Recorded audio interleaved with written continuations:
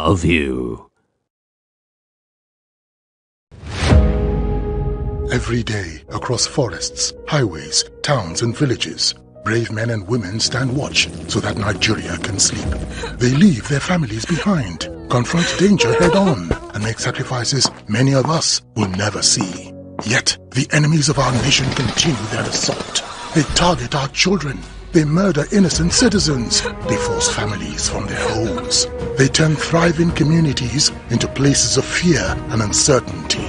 Their goal is simple: to break our spirit, divide our people, and steal the future of our nation. But Nigeria is stronger than terror. As we demand greater accountability, stronger security measures, and more effective action from those entrusted with our safety, we must also play our part. Support our security forces, salute their gallantry, stand with those who stand for us. If you see something, say something. Let us be our brother's keeper. We must never surrender to fear, despair, or hopelessness. This is not the time for division, not by tribe, not by religion, not by region, not by political party. Because terror recognizes no ethnicity, no faith, and no ideology. Its enemy is all of us. And together, united as one people, we can defeat it. For our children, for our communities, for our future, for Nigeria. Join the movement. Stand for our country. Stand for one another. Hashtag Unite Against Terror. Every second, a story breaks. President Bola Ahmed Tinubu has formally presented the 2026 appropriation bill to the National Assembly. The nation reacts. The world shifts. History moves in real time. Before the noise, before the opinions. One screen keeps you connected. From the headlines shaking the nation to the stories everyone talks about tomorrow. Stream anytime, anywhere. When the story matters, you know where to turn. Adbn. A part of you.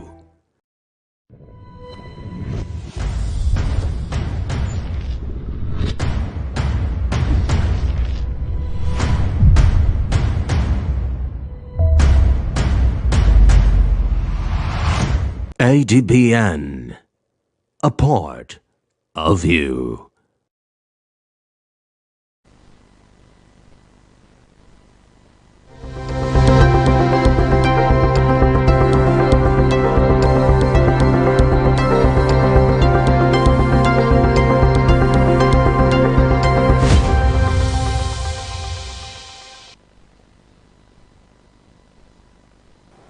Hello, good morning and welcome to ADBN News at 7. I am Beto Brian. In the news this morning, the federal government has condemned the killing of 2 Nigerian nationals in South Africa amid recent anti-foreigner protests, warning that it may take undisclosed measures if the attacks continue. In a statement, the Ministry of Foreign Affairs identified the victims as Emeka Charles Iroegbum and Musa Yunana Joe. It said Iroegbum was killed by Shweni Metro police officers in Sunnyside, Pretoria, while Joe, popularly known as Big Joe, was shot dead in front of his shop in Witbank, Mpumalanga. The ministry also alleged that the officers linked to Iroegbum's death were involved in the earlier killing of another Nigerian, Naimeka Matthew Andrew Ekpeyong. It urged Nigerians in South Africa to remain calm, law-abiding and security-conscious amid the xenophobic and Afrophobic protests. Meanwhile, another batch of stranded Nigerians will be evacuated from South Africa this week as the federal government continues efforts to bring citizens home following renewed violence targeting foreign nationals. A flight is scheduled to depart Nigeria on Tuesday and return early Wednesday with about 271 evacuees. The spokesperson for the Ministry of Foreign Affairs, Kimi Ebi Imomotimi Ebiefa, confirmed the evacuation schedule. Also confirming the development, the president of Nigerian citizens in South Africa, Reverend Frank Oyekwelu, said the next evacuation flight will arrive on Tuesday and return journey expected in the early hours of Wednesday. The latest operation will bring the total number of Nigerians evacuated since the outbreak of violence to 1,130. The evacuation comes amid growing concerns over the killing of 2 Nigerians during the recent nationwide protests in South Africa. The federal government has rejected claims that it spent more than 8 trillion naira outside the approved budget, describing the allegations as false and a misrepresentation of the IMF's 2026 Article 4 consultation report. In a statement, Minister of Finance and Coordinating Minister of the Economy, Taiwo Oyedele, said the federal government does not operate a shadow budget and only spends public funds in accordance with the Constitution and laws passed by the National Assembly. He explained that the government expenditure is implemented through approved appropriation acts, supplementary budgets, and other statutory provisions. Mr. Oyedele added that multi-year capital projects, statutory transfers, and intervention mechanisms are all backed by existing laws, insisting there is no evidence of unauthorized spendings outside the budget. Chief of Army Staff, Lieutenant General Waidi Shuaibu, says the Nigerian Army has commissioned more than 250 projects across the 6 geopolitical zones as part of efforts to strengthen civil-military relations. Lieutenant General Shuaibu made this known during a commissioning of a remodeled and reconstructed primary and secondary schools in Luse Community, Kana local government area of Rivers State. Represented by the Chief of Training Army, Major General V.U. Okoro, the Army Chief said the projects are aimed at fostering public support, enhanced cooperation, and promoting community development in host communities. Adbn correspondent Achinonu Temple reports. The commissioning of Luse Community Primary and Secondary Schools and other projects in the Niger Delta region were part of activities marking the 163 Army Day celebration. Accompanied by other generals to Luse Community, Major General V.U. Okoro took a tour of the facilities after cutting the tape to commission the project. So I'm delighted to be here in Luse, Kana local government area for the commissioning of our Special Intervention Civil Military Cooperation project during this Nigerian Army Day celebration. I also recognize the presence of all traditional rulers and local government council members who have joined us today. Today's ceremony provides the Nigerian Army another opportunity to foster public support, enhance cooperation, and promote community development with the good people of Luse here in Kana local government area. The activity we are about to witness this morning is a reflection of the main efforts of our 163 years as an army. It's a remarkable milestone in the history of our great institution. This Nigerian Army Day celebration provides us with an opportunity to thank God for His mercies, to reflect on our journey as an army. We celebrate our accomplishments, honor our heroes, renew our commitment to the defense of our dear nation. He further noted that the gesture is part of the military commitment towards educational advancement of the people of Ogoni while strengthening its relationship with the host communities, noting that education is essential to national development and that military role goes beyond combating insecurity to humanitarian and community development initiatives. The Nigerian Army has successfully commissioned over 250 intervention projects across the 6 geopolitical zones of this country. These include the construction and rehabilitation of hospitals, schools, community town halls, laboratories, and roads, as well as the provision of solar street lighting systems, boreholes, and ICT facilities. These projects are designed to complement existing infrastructure provided by the respective governments at the various levels. Appreciating the army for the kind gesture, President of Kagote Communities, Lacey Moore, thanked the army for the show of love to Luswe community. I want to personally, on behalf of the entire Ogoni people, thank the Chief of Army Staff for this kind gesture given to us. It's uncommon, and this is the first time we are getting this from the military. The Ogoni story and the military have been the poor one back in the days, but today, this is writing history. The event was spiced with cultural dances by different cultural troops in Kanaleka government area of Rivers State. From Luswe community, Achinono Temple, Adbn News. Meanwhile, hundreds of residents of Ojo community in Akinyele local government area of Oyo State have benefited from a free medical outreach organized by the Nigerian Army as part of activities marking the 2026 Nigerian Army Day celebration. The outreach held in Ibadan offered free medical consultations, laboratory tests, eye and dental care, physiotherapy, health screenings, treatment for common ailments, and the distribution of medications. Speaking at the event, Chief of Staff, 2 Division Nigerian Army, Brigadier General Modupe Falano, who represented the General Officer Commanding Major General Chinedu Nnebufe, said the exercise was organized to appreciate and support of the host communities while reaffirming the Army's commitments to both national security and human services.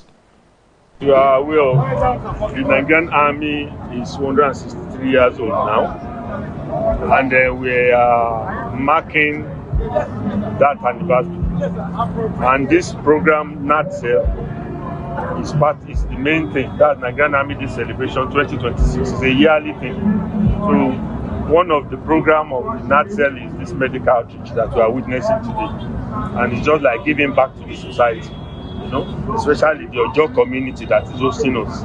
You know, our barrack is in Ojo, and we just feel that, okay, as a show of appreciation from the Nigerian Army to the Ojo community, that is why we are doing this medical outreach. We have a lot of medical services that is packaged for this event. As you can see, we have the nursing station, the consulting station, the pharmacy, the physiotherapy, the eye, and the dental care services that we want to offer to the good people of Ojo. And I believe at the end of the day, the outcome of this event will be beneficial to the overall health of the populace here in Ojo. Beneficiaries praised the Nigerian Army for the initiative, describing the outreach as timely amid the rising cost of healthcare. So a good benefit because for long I've been wanting to go and check my eyes because I'm having difficulties of reading. But today I have the opportunity of having the glasses for my reading. So I thank Army, government.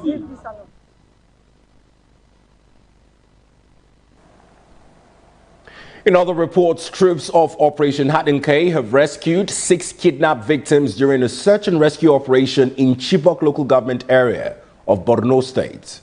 The military said the victims, comprising 4 adults and 2 infants, were rescued in Talakwawa community following sustained air and ground operations backed by credible intelligence.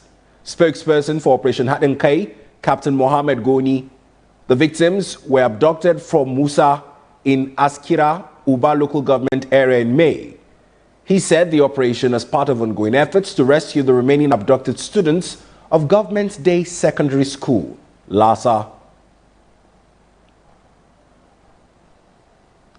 The National Drug Law Enforcement Agency, NDLEA, has arrested a 67-year-old Nigerian-British woman at the Murtala Mohammed International Airport, Lagos, after allegedly discovering 13 kilograms of cocaine hidden inside fake plantain pills in her luggage. The agency said the suspect, Mary Yetunde Breke, was traveling to London and allegedly admitted ownership of the drugs. NDLEA also arrested a PhD student, Nwabweze Felix Onyeka, identified as the alleged mastermind of the syndicate that concealed 5.8 kilograms of cocaine inside cartons of origin beaters bound for Malaysia. In separate operations, NDLEA operators recovered 43,980 capsules of tramadol concealed in vehicle fuel tanks in Taraba State and seized methamphetamine skunk and more than 556 kilograms of cannabis in Kaduna, Ebonyi, Plateau, and Gombe states.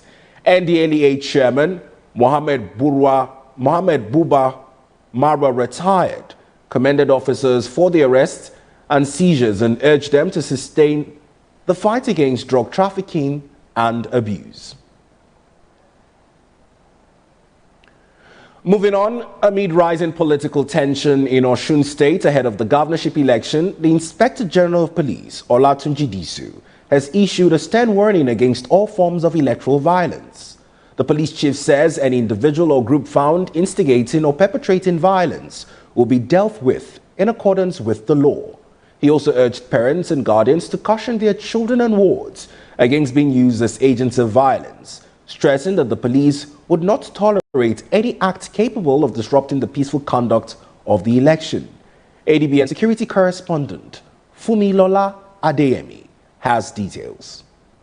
It's the media official visit of the Inspector General of Police, Olatunji Disu, to Osun State, coming at a time of heightened political activities and growing tension ahead of the governorship election. The visit began at the government house, where the Inspector General outlined the purpose of his engagement with the Osun State government. But I've told him, as the police officer in charge, he has a way of going about all this. And I've heard that this party and that party are hibernating suspects, criminals.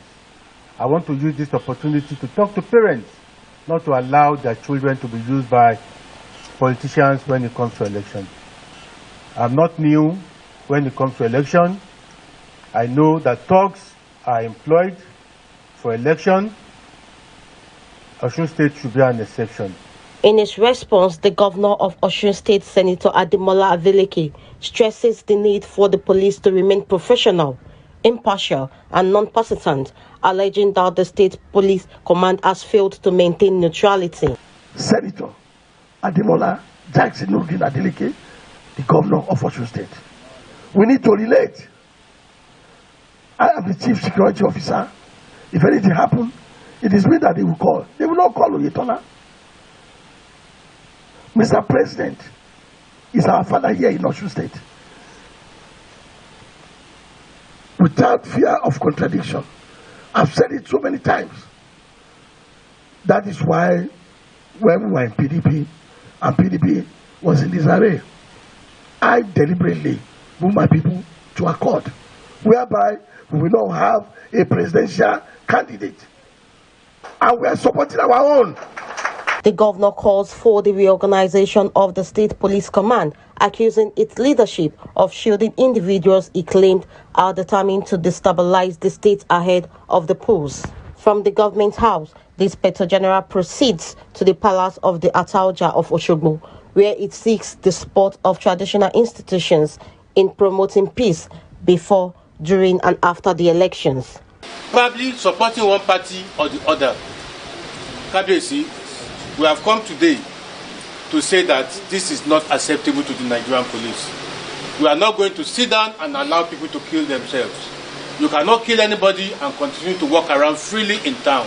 The police and the law will come after you. Was supposed to have been related to you or relate to you so that you will know how to address the issue inter alia. The Commissioner of Police is here. My DPO, Osogbo local government, is here. I will expect them to talk about it before I react. They knew what happened and they did not come out with the investigation result I expected. The IGP later visits the Osun State Police Command, where he is received by a group of peaceful protesters. This election, fair and fair. God bless you. Election will come and go. Yes. I'm happy I met mothers in the KBC's palace and I sent message to them. Warn your children. Everybody warn your children not to be used during election. With the Osun governorship election fast approaching, the Nigerian police force says it is intensifying security efforts to prevent violence, maintain law and order, and ensure that the electoral process is conducted in a peaceful and credible atmosphere. Fumilola Adeyemi, ADBN News. Ekiti State Governor Biodun Oyebanji has visited victims of the Eda Oniyo Ekiti abduction at the Ekiti State University Teaching Hospital in Ado Ekiti, where they are receiving treatment following their rescue after 67 days in captivity. The victims were kidnapped in April during an open-air crusade organized by the Christ Apostolic Church. One of the 15 abductees died in captivity, while the survivors are receiving medical and psychological care. Governor Oyebanji condemned the attack, reaffirming his administration's commitment to protecting lives and property, as he urged residents not to politicize security issues. He also pledged that the state government would fully cover the victims' medical expenses and support their rehabilitation. A member of the House of Representatives, Philip Agbese, has urged the federal government to reconsider its proposed reforms to the National Youth Service Corps, NYSC. In a statement issued in Abuja, Agbese called on President Bola Tinubu to suspend implementation of the reforms and constitute a broader committee to review the proposal. He said while the reforms are necessary, they should not weaken the NYSC's core mandate of promoting national unity and development. The lawmaker also opposed plans to appoint a civilian to the head of the scheme, arguing that it is military leadership tradition promotes discipline and patriotism amongst core members. The federal government recently unveiled reforms at a restructuring orientation camps, strengthening skill acquisitions, and introducing specialized career streams. Independent Corrupt Practices and Other Related Offences Commission, ICPC, says it recovered 5.7 billion naira in proceeds of crime between January and June 2026 as part of efforts to strengthen accountability and national security. In its half-year performance report, the anti-graft agency said corruption continues to weaken Nigeria's security architecture by diverting resources meant for critical public services. The Commission said the recoveries are part of wider efforts to protect public funds, strengthen institutional integrity, and promote transparency across government institutions. According to the ICPC, safeguarding public resources and improving accountability are key to creating a more stable and secure environment for Nigerians. The Commission also disclosed that it filed 25 cases before various courts during the period, securing 20 convictions. The federal government has issued a fresh flood alert warning that more than 1,400 communities across 28 states and the Federal Capital Territory could experience flooding between July 5 and July 18 following forecasts of heavy rainfall. The Ministry of Environment said 987 communities in 21 states have been classified as critical risk areas, while 415 communities in 7 states and the FCT are at the high risk. Major cities listed include Lagos, Port Harcourt, Benin City, Enugu, Calabar, Lokoja, Ibadan, and Abeokuta. Director of Erosion, Flood and Coastal Zone Management Department, Usman Bokani, urged residents in vulnerable communities to stay alert, avoid flood-prone areas, and follow evacuation plans where necessary. He also directed emergency agencies and local authorities to intensify monitoring of rivers, drainage systems, and other flood risk locations.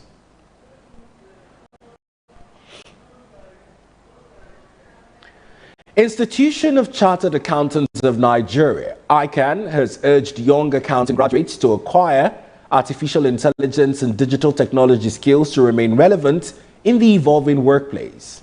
ICANN National President Hajia Queensley Segosime gave the charge during the investiture of the 16th ICANN FCT chairman, Chukwuemeka Okoreze, and the inauguration of the branch's executive committee in Abuja. She also urged accountants to uphold the highest standards of professionalism and ethics. Integrity. Of course, like as he rightly said, machine can do quite a lot. But the machines are not the ones that are going to talk to you about integrity. They are not the ones that are going to tell you about ethics. Of course, you know quite a lot. So our members are going to continue to stand by the values upon which our foundation is built. And that is accuracy and integrity. In a few years from now, we'll see that if the environment remains as it is and the technology remains as it is, you see the role a professional chartered accountant will play. It will reduce and help the economy in a very big way. Speaking after his investiture, Chukwuemeka Okoreze pledged to equip young accounting professionals with the digital skills needed to thrive in the rapidly changing accounting profession. As it is today, technology has taken over, especially our profession. There have been this argument over the years whether AI is going to take the job of chartered accountants. And for us, we have said no. Chartered accountants all need to do is to add AI as part of our working tools. So what we are talking about today is in terms of data analytics.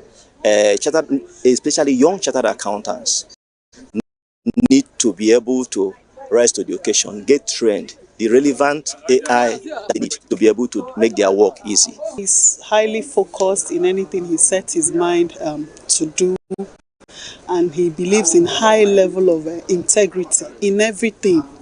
He does not compromise, no matter who asks is God. He does not bother, and he maintains a clean heart, and he has fear of God in him. So these are the qualities that has always, distinguished him.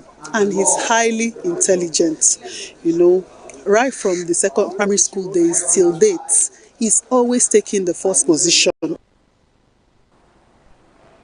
Akwa Ibom State Governor Pastor Omweno says his administration will replicate the Akwa Ibom model farm across the state's 3 senatorial districts to boost food security, agricultural innovation, and rural development. The governor made the announcement during an inspection of the facility in Nsudubiom local government area. He said Akwa Ibom State University will manage the farm, while the Ministry of Agriculture will provide supervisory oversight. Governor Eno also called on host communities to make more land available to support the expansion of the initiative. This is agri-tourism. So apart from food, there are things that will be happening here. Like I said, it's modeled after the Songhai farm. But we think at this point, the Akwa Ibom State University has what it takes to manage this farm.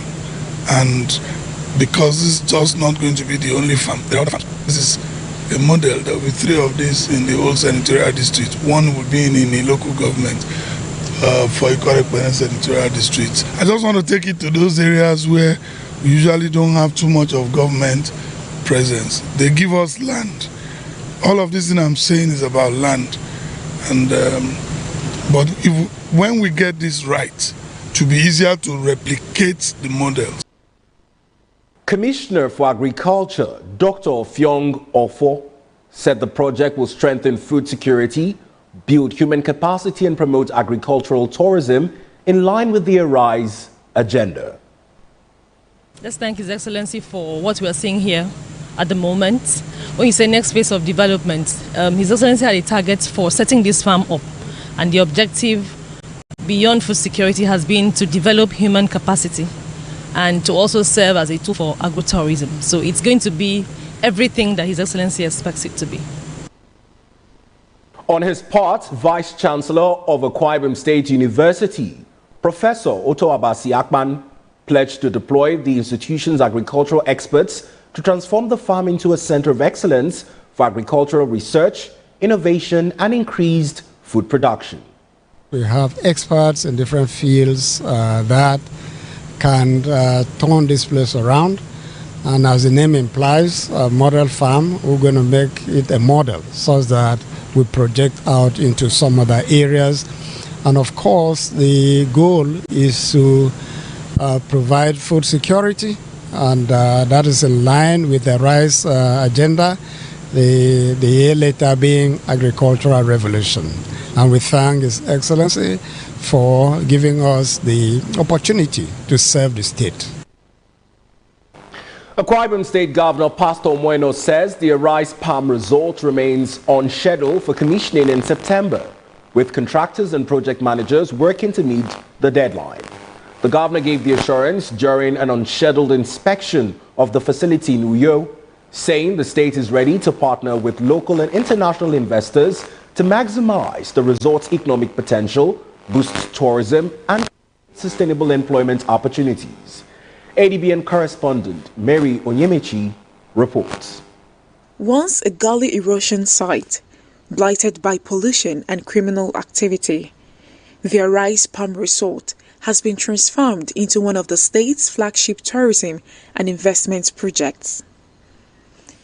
Governor Moino said the development is expected to stimulate economic growth through tourism, attract local and foreign investment, and create jobs for residents. Speaking with journalists after the inspection, the governor said the sustainability plan has already been put in place to ensure proper maintenance of the resort after its inauguration. He said the strategy is designed to prevent the poor maintenance culture that has affected many public infrastructure projects across Africa. The problem with us in Africa is that we can build, we can design, but maintenance and sustainability is always a problem. So that is being critically addressed with all of the things we're doing. I can assure you that by the grace of God, sustainability will not be a problem because we have sustainability plans already. The project's contractor, Mr. Faisal Hub, and the destination marketing manager, Mrs. Stella Fubara, said operators will begin taking over completed sections of the facility in August, ahead of its planned September inauguration. In August, we will give them most of the facilities for them to visit the restaurant. Like the apartment, they are ready even today for them to take over.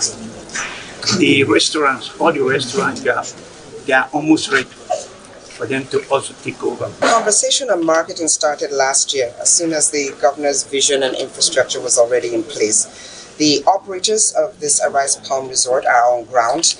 All operations and commencement with vendors and bidding and people to come in here to work has already started. So we are ready as soon as the facility is handed over to us. Governor Moina also visited the 250-bed Ibom International Hotel in Uyo, emphasizing his commitment to completing economically viable projects started by previous administration. Life has returned here. I think he employs over, from what we reviewed today, about 300 and something staff, and that's here alone. Then the International Convention Center, then the Arise Shopping Mall, then the roads we are doing. You can imagine the number of human beings, mostly Akwa Ibomites, that have been employed on this grounds. Meanwhile, the project contractor gave assurances to the state and its citizens that the hotel will be ready by September 2026. Mary Onyemechi, Adbn News. Governor Monday Okpebolo says the arrival of a new generation commercial bank in Irua would boost economic growth, expand access to financial services, and create employment opportunities for residents of Edo Central. The governor made the remark at the inauguration of a premium trust bank branch in Irua, describing the investment as a major step towards opening up the economy and attracting more businesses to Edo State. ADBN's Favor Osazoa completes the report. Economic growth often begins with access to finance. And for residents and businesses in Irua, that access is now much closer. The arrival of Premium Trust Bank marks the first generation commercial bank in the town, a development Governor Monday Okpebolo says reflects growing investor confidence in Edo State and his administration's drive to create an enabling environment for businesses to thrive. I've woken up from my dream that one day we will have a new generational bank in my local government. To see that this bank is repositioned in Irua and it will spread to other local governments. I want to say a very big thank you. Today, Premier Trust is one of the fastest growing banks in Africa. Beyond banking services, the investment is expected to expand financial inclusion, support small businesses, create employment opportunities, and stimulate commercial activities across Edo Central. Your relentless focus on security, infrastructure development, and economic growth is restoring hope and positioning Edo State as a beacon of progress in Nigeria. We are proud to stand as your solid, indefatigable, and mutual partner in this noble journey of development. Premium Trust Bank will continue to align with your government to deliver lasting impact across the state. As Edo continues to position itself as an investment destination, partnerships like this reflect a broader economic strategy, one that seeks to bring businesses closer to the people, unlock enterprise opportunities, and drive sustainable development across the state. In Edo State, Favor Osazua, ADBN News. You're watching ADBN News at 7. Stay with us for more news stories and reports from the foreign scene and the world of sports after the break.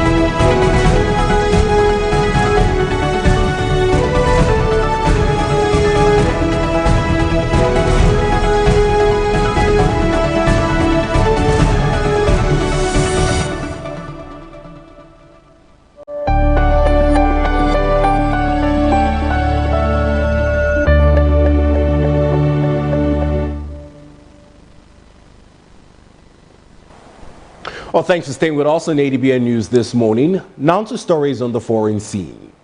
The death toll from Venezuela's twin earthquakes has risen to 3,342, according to the country's information ministry.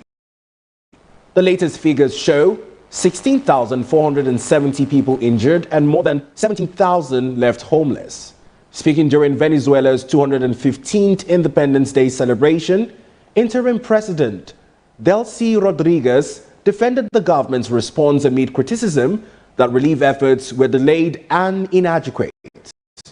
Rodriguez said security forces were deployed immediately after the disaster and announced the creation of a new military unit to respond to future emergencies and natural disasters. And to news from the sports desk. England are through to the quarterfinals of the 2026 FIFA World Cup after a 3-2 victory over co-hosts Mexico in the round of 16 clash at the Estadio Azteca. Thomas Tuchel's side overcame Mexico's home advantage and the high altitude after kickoff was delayed by an hour. England then played most of the second half with 10 men, following the dismissal of Jarrell Quansah, but produced a determined display to secure their place in the last 8. Jude Bellingham scored twice, while Captain Harry Kane added the third goal in a fiercely contested encounter. England would now face Norway in the quarterfinals on Saturday after the Norwegians beat Brazil 2-1, courtesy of 2 goals from Erling Haaland.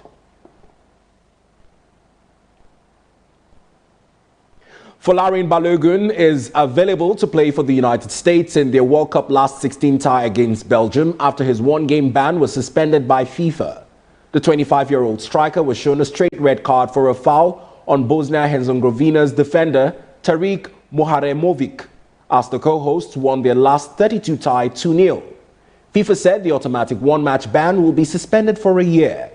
No reasoning behind the move was provided, beyond citing a rule which allows punishments to be suspended. The Royal Belgian Football Association said it is astonished by FIFA's decision and is investigating all potential options in response. However, US President Donald Trump thanked FIFA for reversing a great injustice in a post on Truth Social. Carlos Queiroz has stepped down as head coach of Ghana after just 3 months in charge, following the Black Stars' exit from the 2026 FIFA World Cup. The 73-year-old was appointed in April, guided Ghana to a third-place finish in Group L before they suffered a 1-0 defeat to Colombia in the round of 32.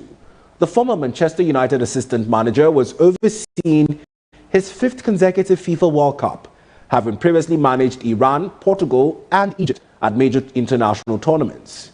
Queiroz was one of the 2 World Cup coaches to leave their position on Sunday, with Jamal Salameen also departing as head coach of Jordan after the team's 4th-place finish in Group J.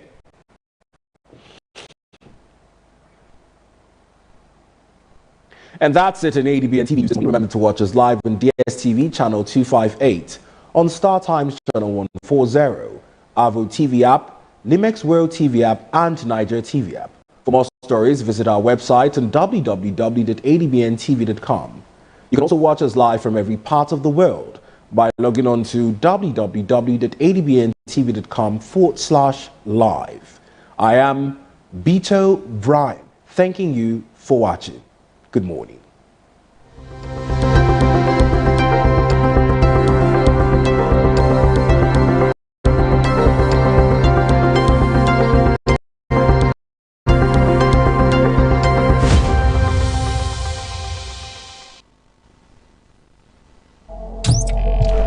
Every second, a story breaks.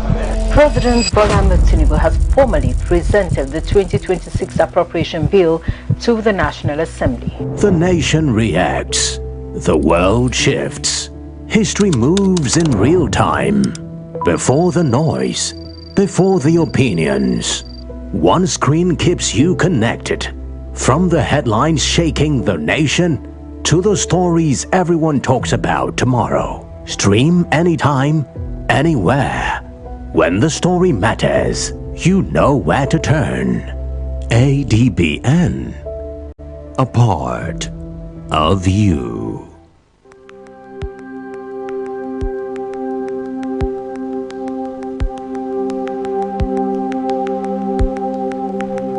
Welcome to the Niger Delta, a region of incredible beauty and stark contrast. From its breathtaking landscapes to its rich cultural heritage, this is a place where history and modernity collide. But beneath this serene surface lies a story of struggle and resilience. The Niger Delta is the lifeblood of Nigeria's economy, home to vast oil reserves that fuel the nation, yet it is a land where the people fight for their share of the wealth. Join us on the program Niger Delta Today as we explore the heart of the Niger Delta, discover the vibrant cultures, the struggles for environmental justice, and the stories of the people who call this place home. This is the Niger Delta, a land of contrast, a story of resilience, a journey of hope. Don't miss our exclusive series, Niger Delta Today, every day at 12 noon, only on ADBN TV. Witness the untold stories, experience the journey, be part of the change. 104.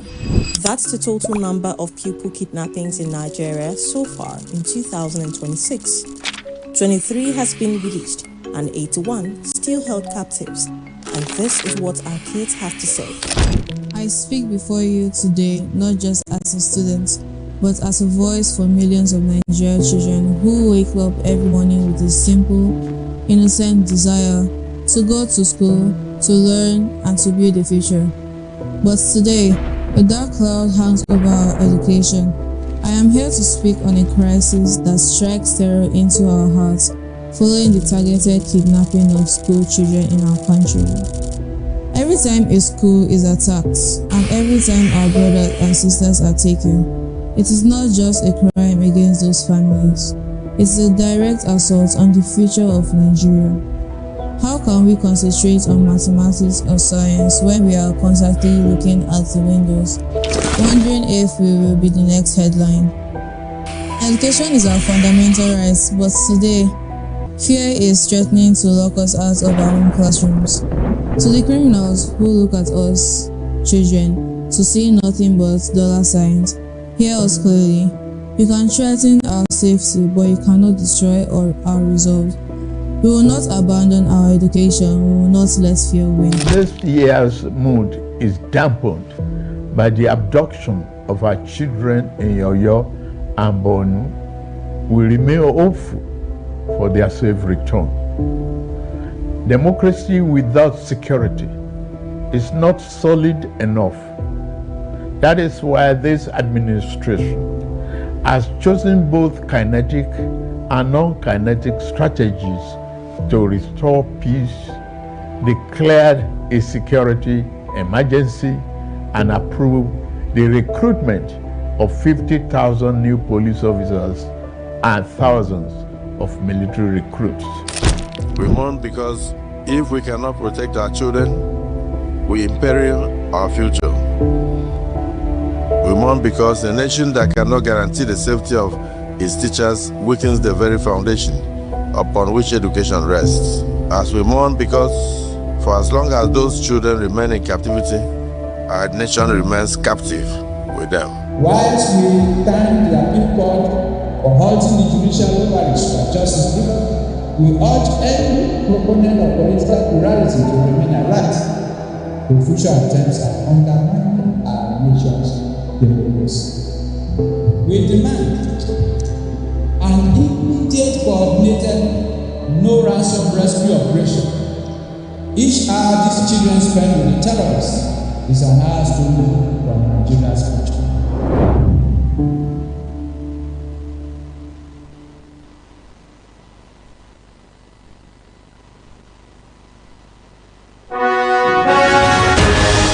The global business is never static. Watch the market report on ADBN TV for business information, latest happening business deals, government economic policies, stock, crude oil and commodity trading, financial upstick and downstick, and the world of organized private sector. The market report showing on ADBN TV 1 to 2 p.m. Monday to Friday. The market report bringing you up to speed in the business world. Welcome to FCT in Focus, your window to the vibrant heartbeat of Nigeria's capital. We dive deep into the core of the FCT, exploring how key policies and decisions shape lives across the city. From exclusive insights into the FCT administration to voices from the streets, we bring you stories that matter. Catch FCT in Focus every Saturday and Sunday at noon. Tune in for the latest stories directly from the nation's hearts.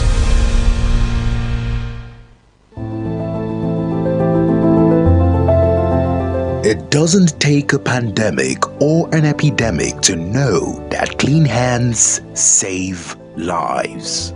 Hand washing is essential anytime, anywhere to protect your health.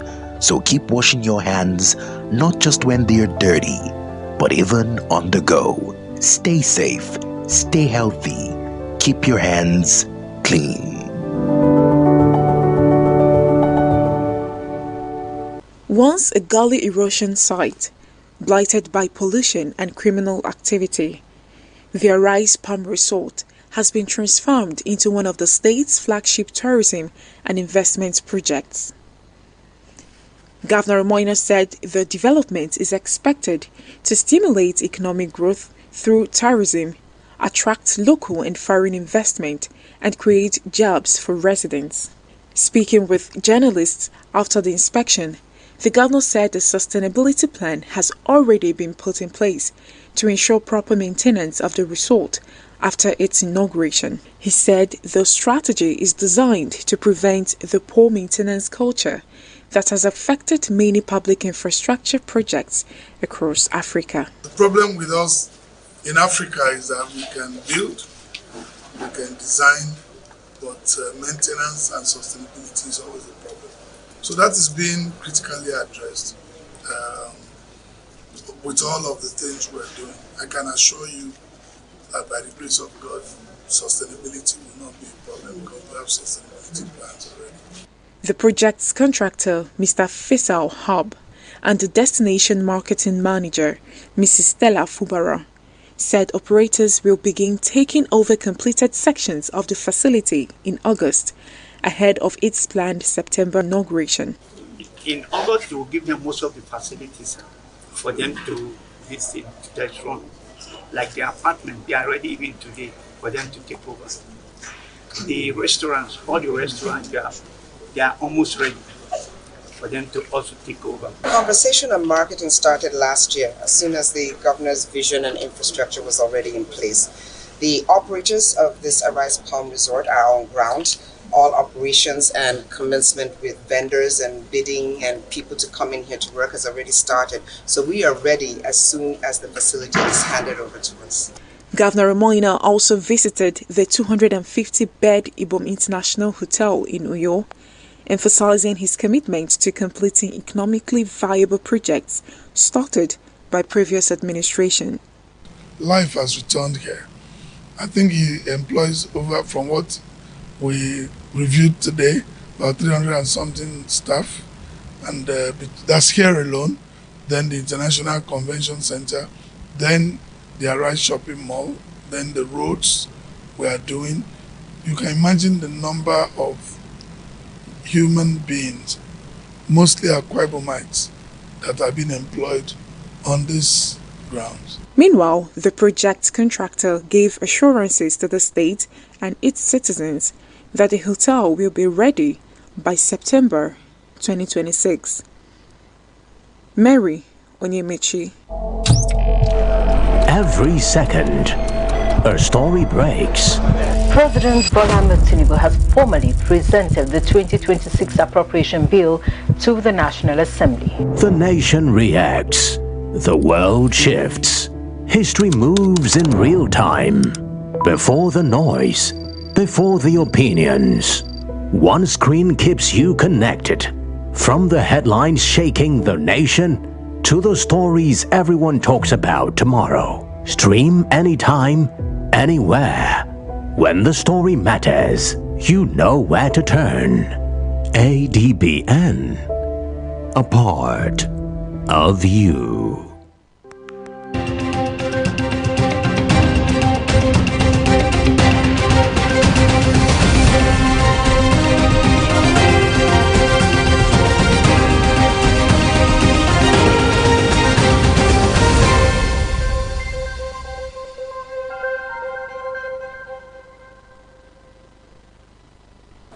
Hello, good morning, and a warm welcome to ADBN's flagship program, Morning Express. My name is Chijioke Okafo.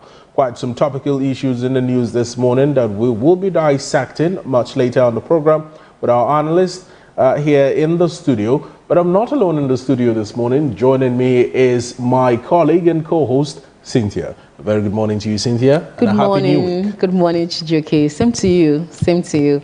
Hello, Nigerians, and good morning to you out there. Interestingly, there's a lot of twists and turns in today's headlines. And one interesting output is the fact that the federal government has claimed that the IMF report is misrepresented. Now, you will do well to find out when you stay with us on the newspaper review this morning. So don't go nowhere. Stick where you are. We'll be right back.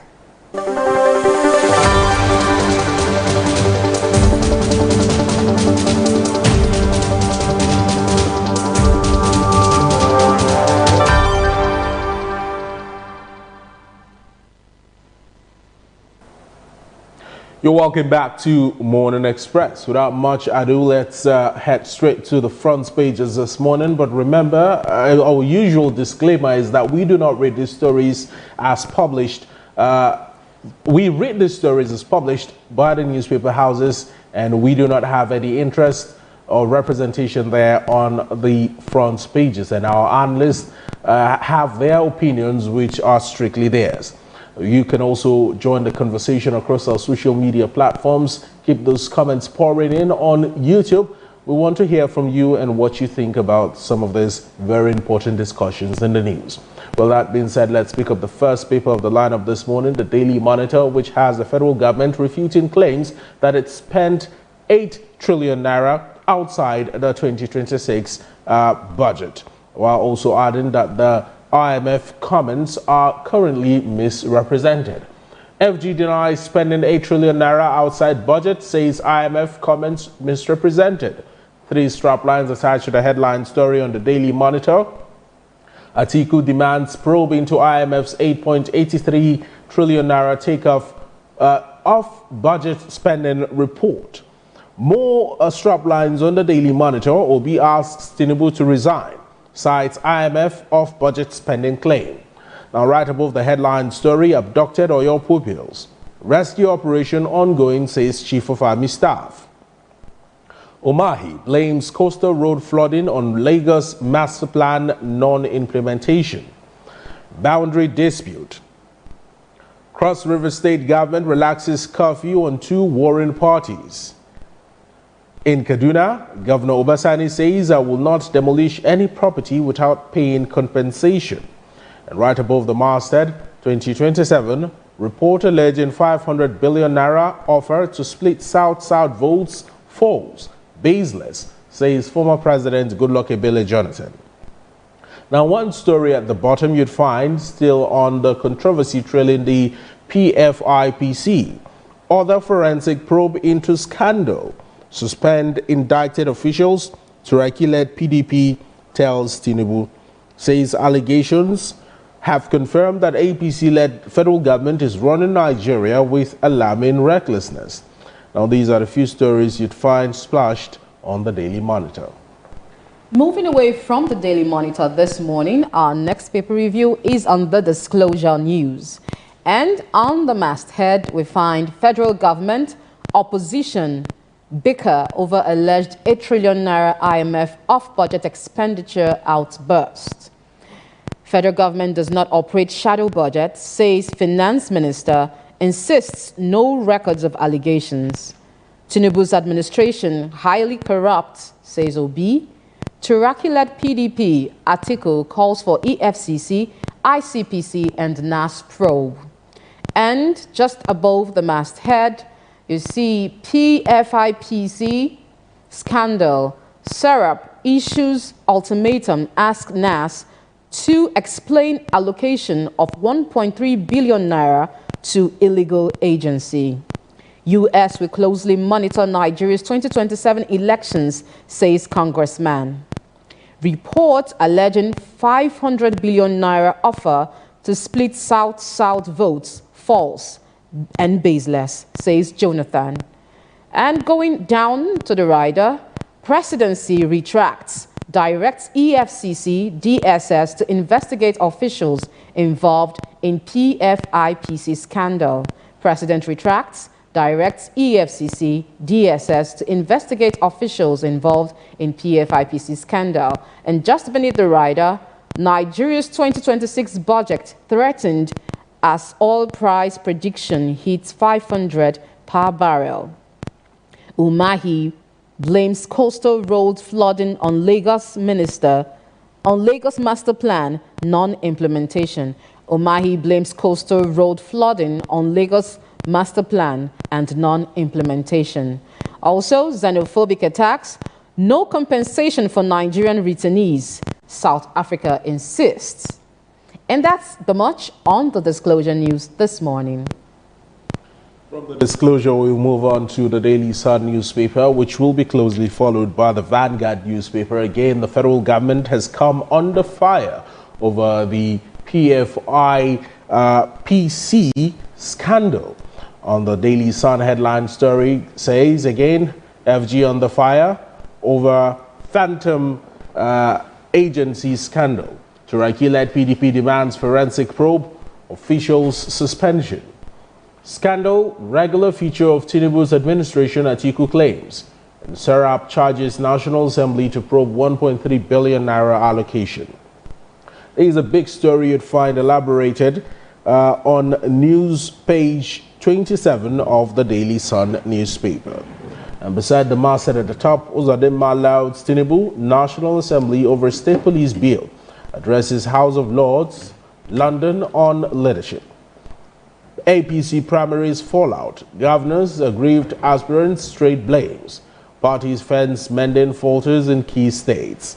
And let's see some more story as we walk our way down, starting off with a picture of prominence here capturing President Bola Ahmed Tinubu, Secretary for Relations with States and International Organizations of the Holy See, Archbishop Paul Gallagher, Apostolic Nuncio to Nigeria, Archbishop Michael Crotty, and Minister of Foreign Affairs, Ambassador Bianca Ojukwu, during visit to President in Abuja. And beneath that, you'd find some more stories. Nigeria faces $10 billion debt risk as banks favor government lending over businesses. Bayas starving real sector of credit, MPC official claims.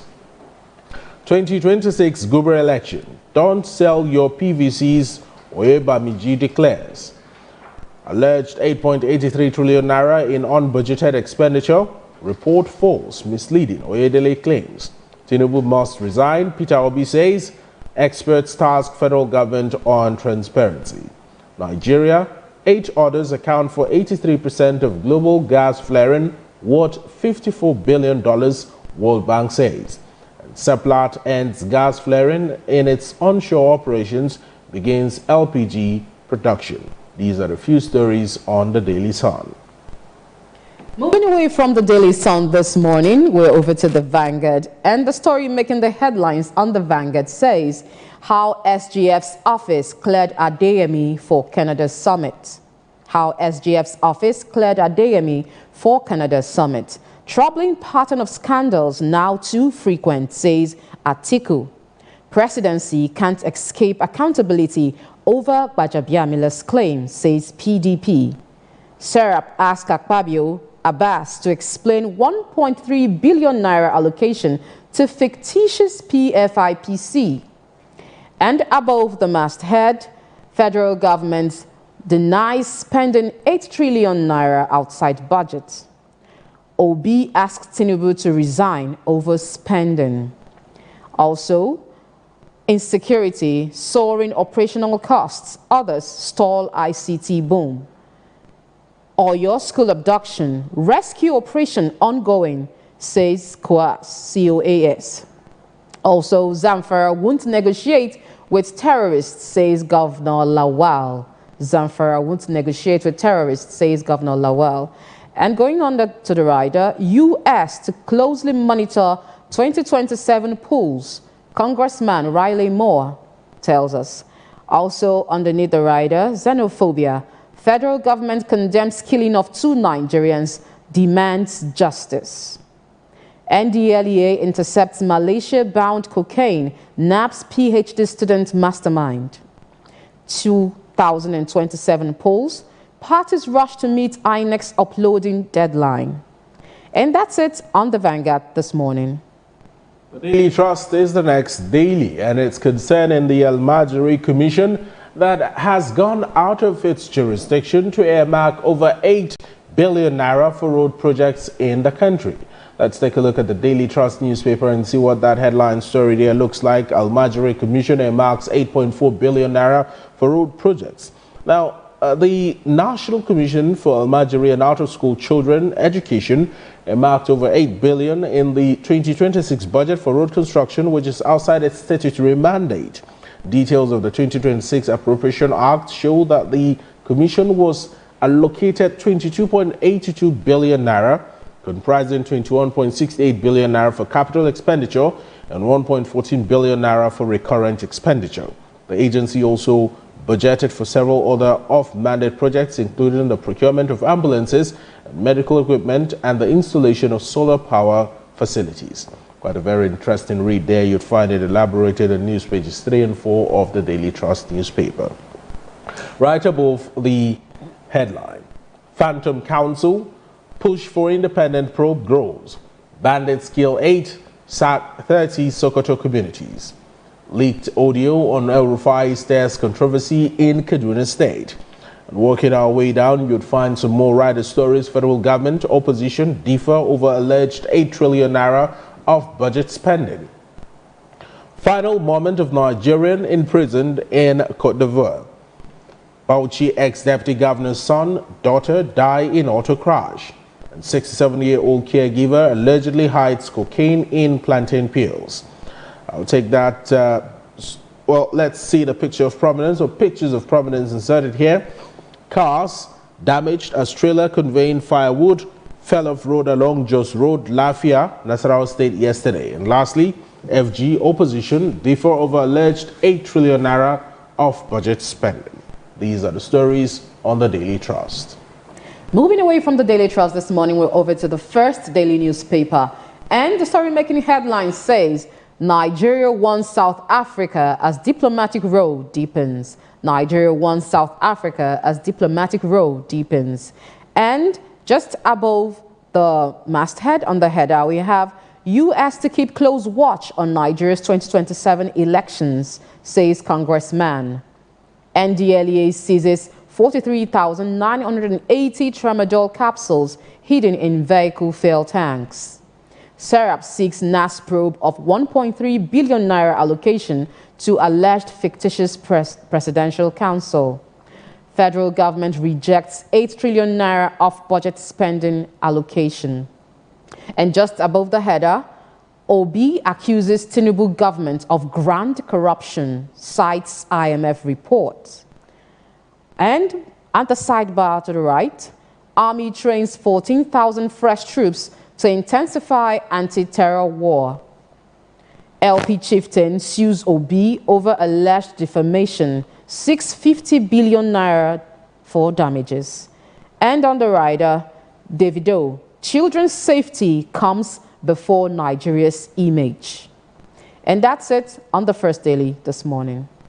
The Nation newspaper mirrors a similar headline story on the First Daily, and the headline story reads, on xenophobia, Nigeria takes hard stance against South Africa. I'll take the headline story again on the Nation newspaper, xenophobia, Nigeria takes hard stance against South Africa. Federal government issues warning over killings. African trade chief says contingent integration at risk. OAGF disproves fake agency's CBN account. And right above the masthead and also above the headline, Dangote Group to spend 3 trillion naira on 12 federal roads under tax credit. Federal government says no 8 trillion naira extra budgetary spending. Orire victims rescue process on course, says Chief of Army Staff. FX daily turnover nears $1 billion in push for stronger naira. Lalehin, Akala's wife, Akinoke, in Oyo APC truce panel. Now let's see some stories at the bottom of the Nation newspaper this morning. State's Chairman Carlo Udom, others rally support for Tinubu. Tinubu's door-to-door movement begins nationwide mobilization. Now let's, the picture of prominence here captures Ekiti State Governor Biodun Oyebanji speaking with some of the, or one of the 50 victims of abduction from Adbn, who were freed at the weekend during his sympathy visit to the state hospital in Ado-Ekiti yesterday. These are the few stories on the Nation newspaper. Moving away from the Nation newspaper this morning, we're over to the Punch newspaper. The story making the headline says, Saturday deadline puts parties under pressure. Saturday deadline puts parties under pressure. Parties rush to submit presidential NAS nominees ahead of INEC's Saturday deadline. APC uploads Kwara, Yobe, Imo governors' Senate nomination forms. PDP submits nomination forms for over 200 candidates. And over the masthead on the header, Says Senate meets Tuesday as fake agency budget row deepens. Senate meets on Tuesday as fake agency budget row deepens. Also above, killings. Federal government warns South Africa, threatens tough action. ICPC recovers 5.8 billion naira cash in 6 months. Federal government secures $11.4 billion World Bank loans in 3 years. And going under to the rider, Dangote beats U.S. ships. Dangote beats U.S. ships 757 billion naira jet fuel to Europe, says the reports. Robbers kill Ondo technician defending family. Robbers kill Ondo technician defending family. Coerce citizens key to winning security war. And that's the much on The Punch this morning. Well, the Guardian newspaper leads next as we look to round off this segment of newspaper reviews. U.S. IPO drive test Nigerian fintech's governance compliance strength. I'll take that headline story again. U.S. IPO drive test Nigerian fintech's governance and compliance strength. Big story on newspage 6 of the Guardian newspaper. Let's walk our way from the top stories. U.S. pledges close scrutiny of 2027 polls amid CPC designation. 8.8 trillion naira of budget. Atiku, Uriwa seek probe as Obi demands Tinubu's resignation. Report alleging 500 billion naira offered to split South-South votes falls baseless. Let fuel prices reflect present market realities. An editorial on newspage 16 of The Guardian. Rep urges suspension of NYC reforms for wider consultations. And some rider stories. PFIPC, pressure mounts for independent probe, answers. Chief of Army Staff assures ongoing operation to rescue Oyo abductees. And lawmaker calls for calm as fresh Taraba attack claims 3 persons. Oil majors spill 125,000 barrels, pollute Niger Delta. And federal government condemns killing of 2 Nigerians in South Africa, 1 in Cote d'Ivoire. These are the stories on The Guardian. Moving away from The Guardian newspaper, we're on to the Daily Times, and the story making the headlines says, Court reserves ruling in Times Multimedia. Court reserves ruling in Times Multimedia versus Afrexim Bank IP theft suit to September 29th. And above the masthead, we have Dr. Noni Ugboma joins Times Heroes Award Council ahead of Daily Times at 100th centenary. Also, court lending rates after bank recapitalization, MPC urges the CBN. And to the sidebar of the left of the newspaper, federal government rejects shadow budgets allegations, says 8 trillion naira claim misleads IMF report. I take that again. Federal government rejects shadow budgets allegations, says 8 trillion naira claim misreads IMF report. And on the rider, Zamfara won't negotiate with bandits, says Lawal. And that's it on the Daily Times this morning. And well, these are the few stories that will inform and guide our line of discussion this morning. We'll take a break. When we return, we hope to have our guest, geospatial analyst Yusuf Muhyiddin Ahmed, join us for in-depth analysis here on Morning Express. Stay with us.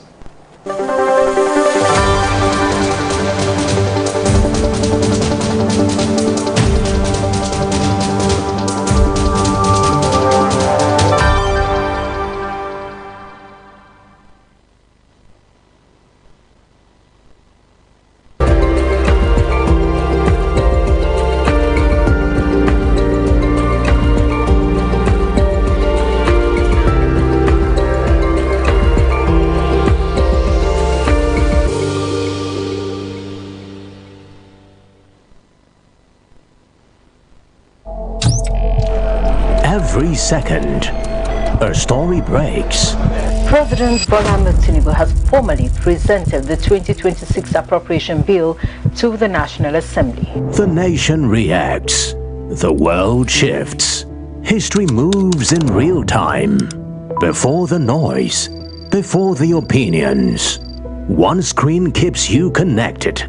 From the headlines shaking the nation to the stories everyone talks about tomorrow. Stream anytime, anywhere. When the story matters, you know where to turn. ADBN. A part of you.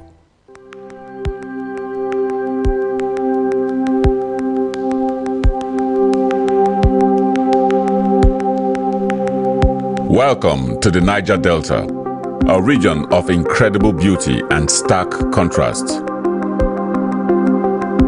From its breathtaking landscapes to its rich cultural heritage, this is a place where history and modernity collide. But beneath this serene surface lies a story of struggle and resilience. The Niger Delta is the lifeblood of Nigeria's economy, home to vast oil reserves that fuel the nation, yet it is a land where the people fight for their share of the wealth. Join us on the program Niger Delta Today as we explore the heart of the Niger Delta, discover the vibrant cultures, the struggles for environmental justice, and the stories of the people who call this place home. This is the Niger Delta, a land of contrast, a story of resilience, a journey of hope. Don't miss our exclusive series, Niger Delta Today, every day at 12 noon, only on Adbn TV. Witness the untold stories, experience the journey, be part of the change. The commissioning of Luce Community Primary and Secondary Schools and other projects in the Niger Delta region were part of activities marking the 163 Army Day celebration.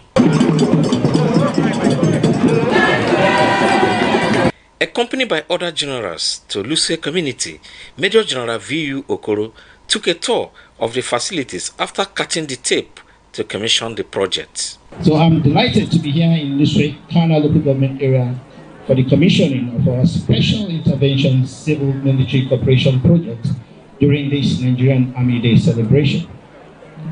I also recognize the presence of all traditional rulers and local government council members who have joined us today.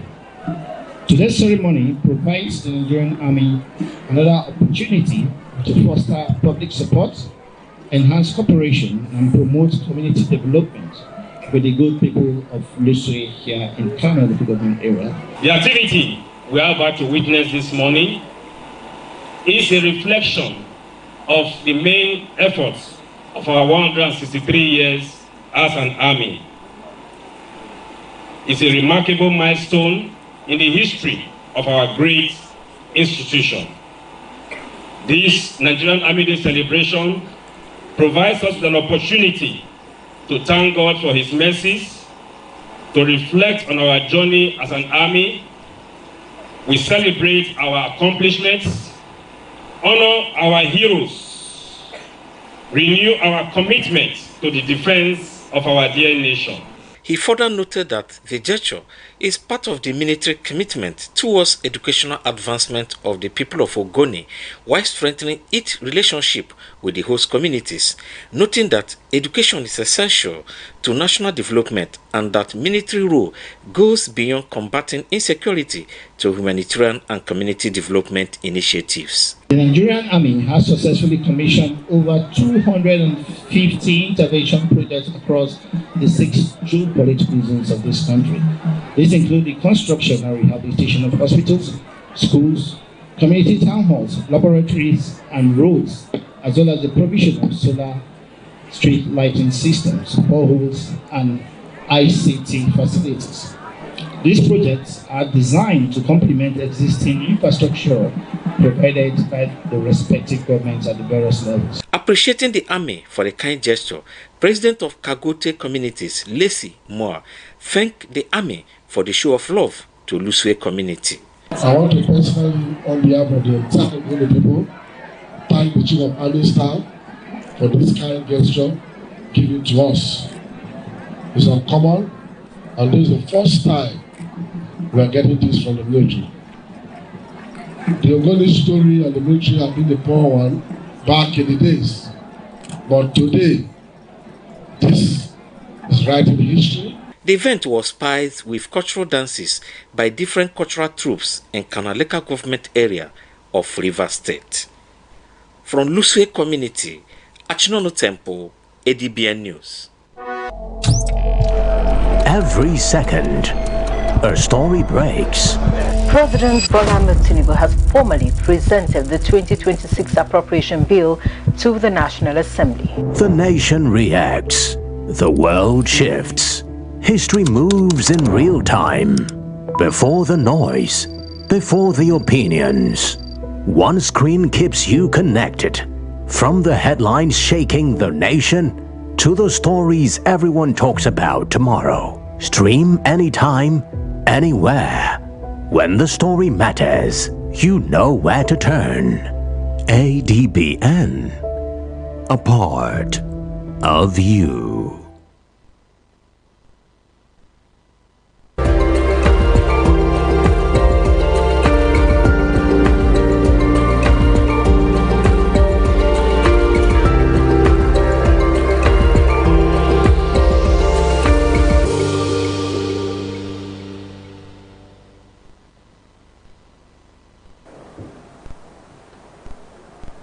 You're welcome back to Morning Express. Now let's welcome our first guest of the day to the studio this morning, a regular here on the program and also a geospatial analyst, Mr. Yusuf Muhyiddin Ahmed. A very good morning to you, Mr. Yusuf. Thank you so much for joining the program. Good morning, viewers. It's nice being here. Good morning, Mr. Yusuf. Good to have you. It's nice being Welcome. Now let's talk about the federal government that has dismissed claims that it spent about 8 trillion naira outside the 2026 appropriation bill, while also saying a certain IMF report has been misrepresented. The IMF report had stated that the FG had spent over 8 trillion naira, and the FG is denying this claim. So we'll get into the crux of the matter in the course of the discussion. But is it possible for the government to spend 8 trillion outside of an already budgeted, allocation? Good morning once again, and you have a very nice studio. This is my first time I've been here. Thank you, Mr. Yusuf. There's one thing about this International Monetary Fund and maybe the Broad Street financial analysts and bodies. They are there in the cozy office at Washington, D.C. or somewhere in London, and they will be doing analysis about Nigeria. If you look at our earnings, generally from all the sources, is it from the Federal Inland Revenue, the oil remittances and royalty? How much is Nigeria earning on a yearly basis? There are indices that is present at the statistical office, the SBN, Bureau of Statistics. They drill it out, and we also know the quantum of the oil we do every day, and other sources of revenue. So if they come out with this semantics, sometimes some of them are derogatory, some of them are sponsored. 8 trillion is a very large chunk of even the entire budget that Nigeria normally dish out year in, year out. So, and budget, then they call it budget, it's not something that's at hand. You have to work to get it out. So for you to now spend another 8 trillion outside the money that is not even enough to go around.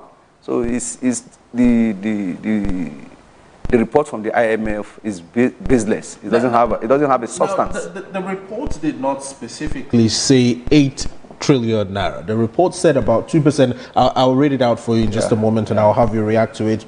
The resident representative of the IMF in Nigeria, Christian Ebeke, on Wednesday had said the off-budget spending is worth about 2% of gross domestic product, of course GDP of the country, and that the discrepancy means Nigeria's fiscal deficit appears smaller than the government's actual borrowing needs. How do you react to this? It's not just within the budget, but the entire GDP of the country, spending 2% of it outside an already allocated budget. That's the problem. You see, the country resident officer of the IMF. Of the IMF. How many offices do they have in Nigeria? to go around to see even the government spending. But the IMF loans money to the country, mind you. No, this government is trying to move away from the IMF. It's trying to move away yes, from it, but the IMF, the IMF, the Paris Club, the World Bank have all been integral parts of Nigeria's foreign, borrowings over decades. These are foreign lenders that we continue to fall back to from time to time. And the IMF particularly has had a very strong interest in Nigeria's economic health, in Nigeria's economic stability. And if it comes out with such a report, it means that it has done its own assessment based on the loans that it has lent Nigeria and how those loans are performing. Isn't that correct, Mr. Yusuf? You see, when this IMF came into our life, since they came during the IBB era, the structural adjustment program. That's for their first inroads into the Nigerian economic space. And since that time up to today, Nigeria has never gotten it right. You can't dictate from outside. If we want to solve our economical problem, and if we want to put our house in order, at least we have to have a generic approach that's inbuilt, that is generic form. So we have our own statistical derivables internally, which are the indices with which we judge the economy. We should judge the economy of this country. If IMF from the outside, they can never give us... Mr. Yusuf, I have a question for you. From the very first answer you gave, you said the IMF. I want to make you understand something. The IMF is the International Monetary Fund, right? And you made mention of they stay abroad and give this report. But I want to believe the IMF have an office here in Nigeria.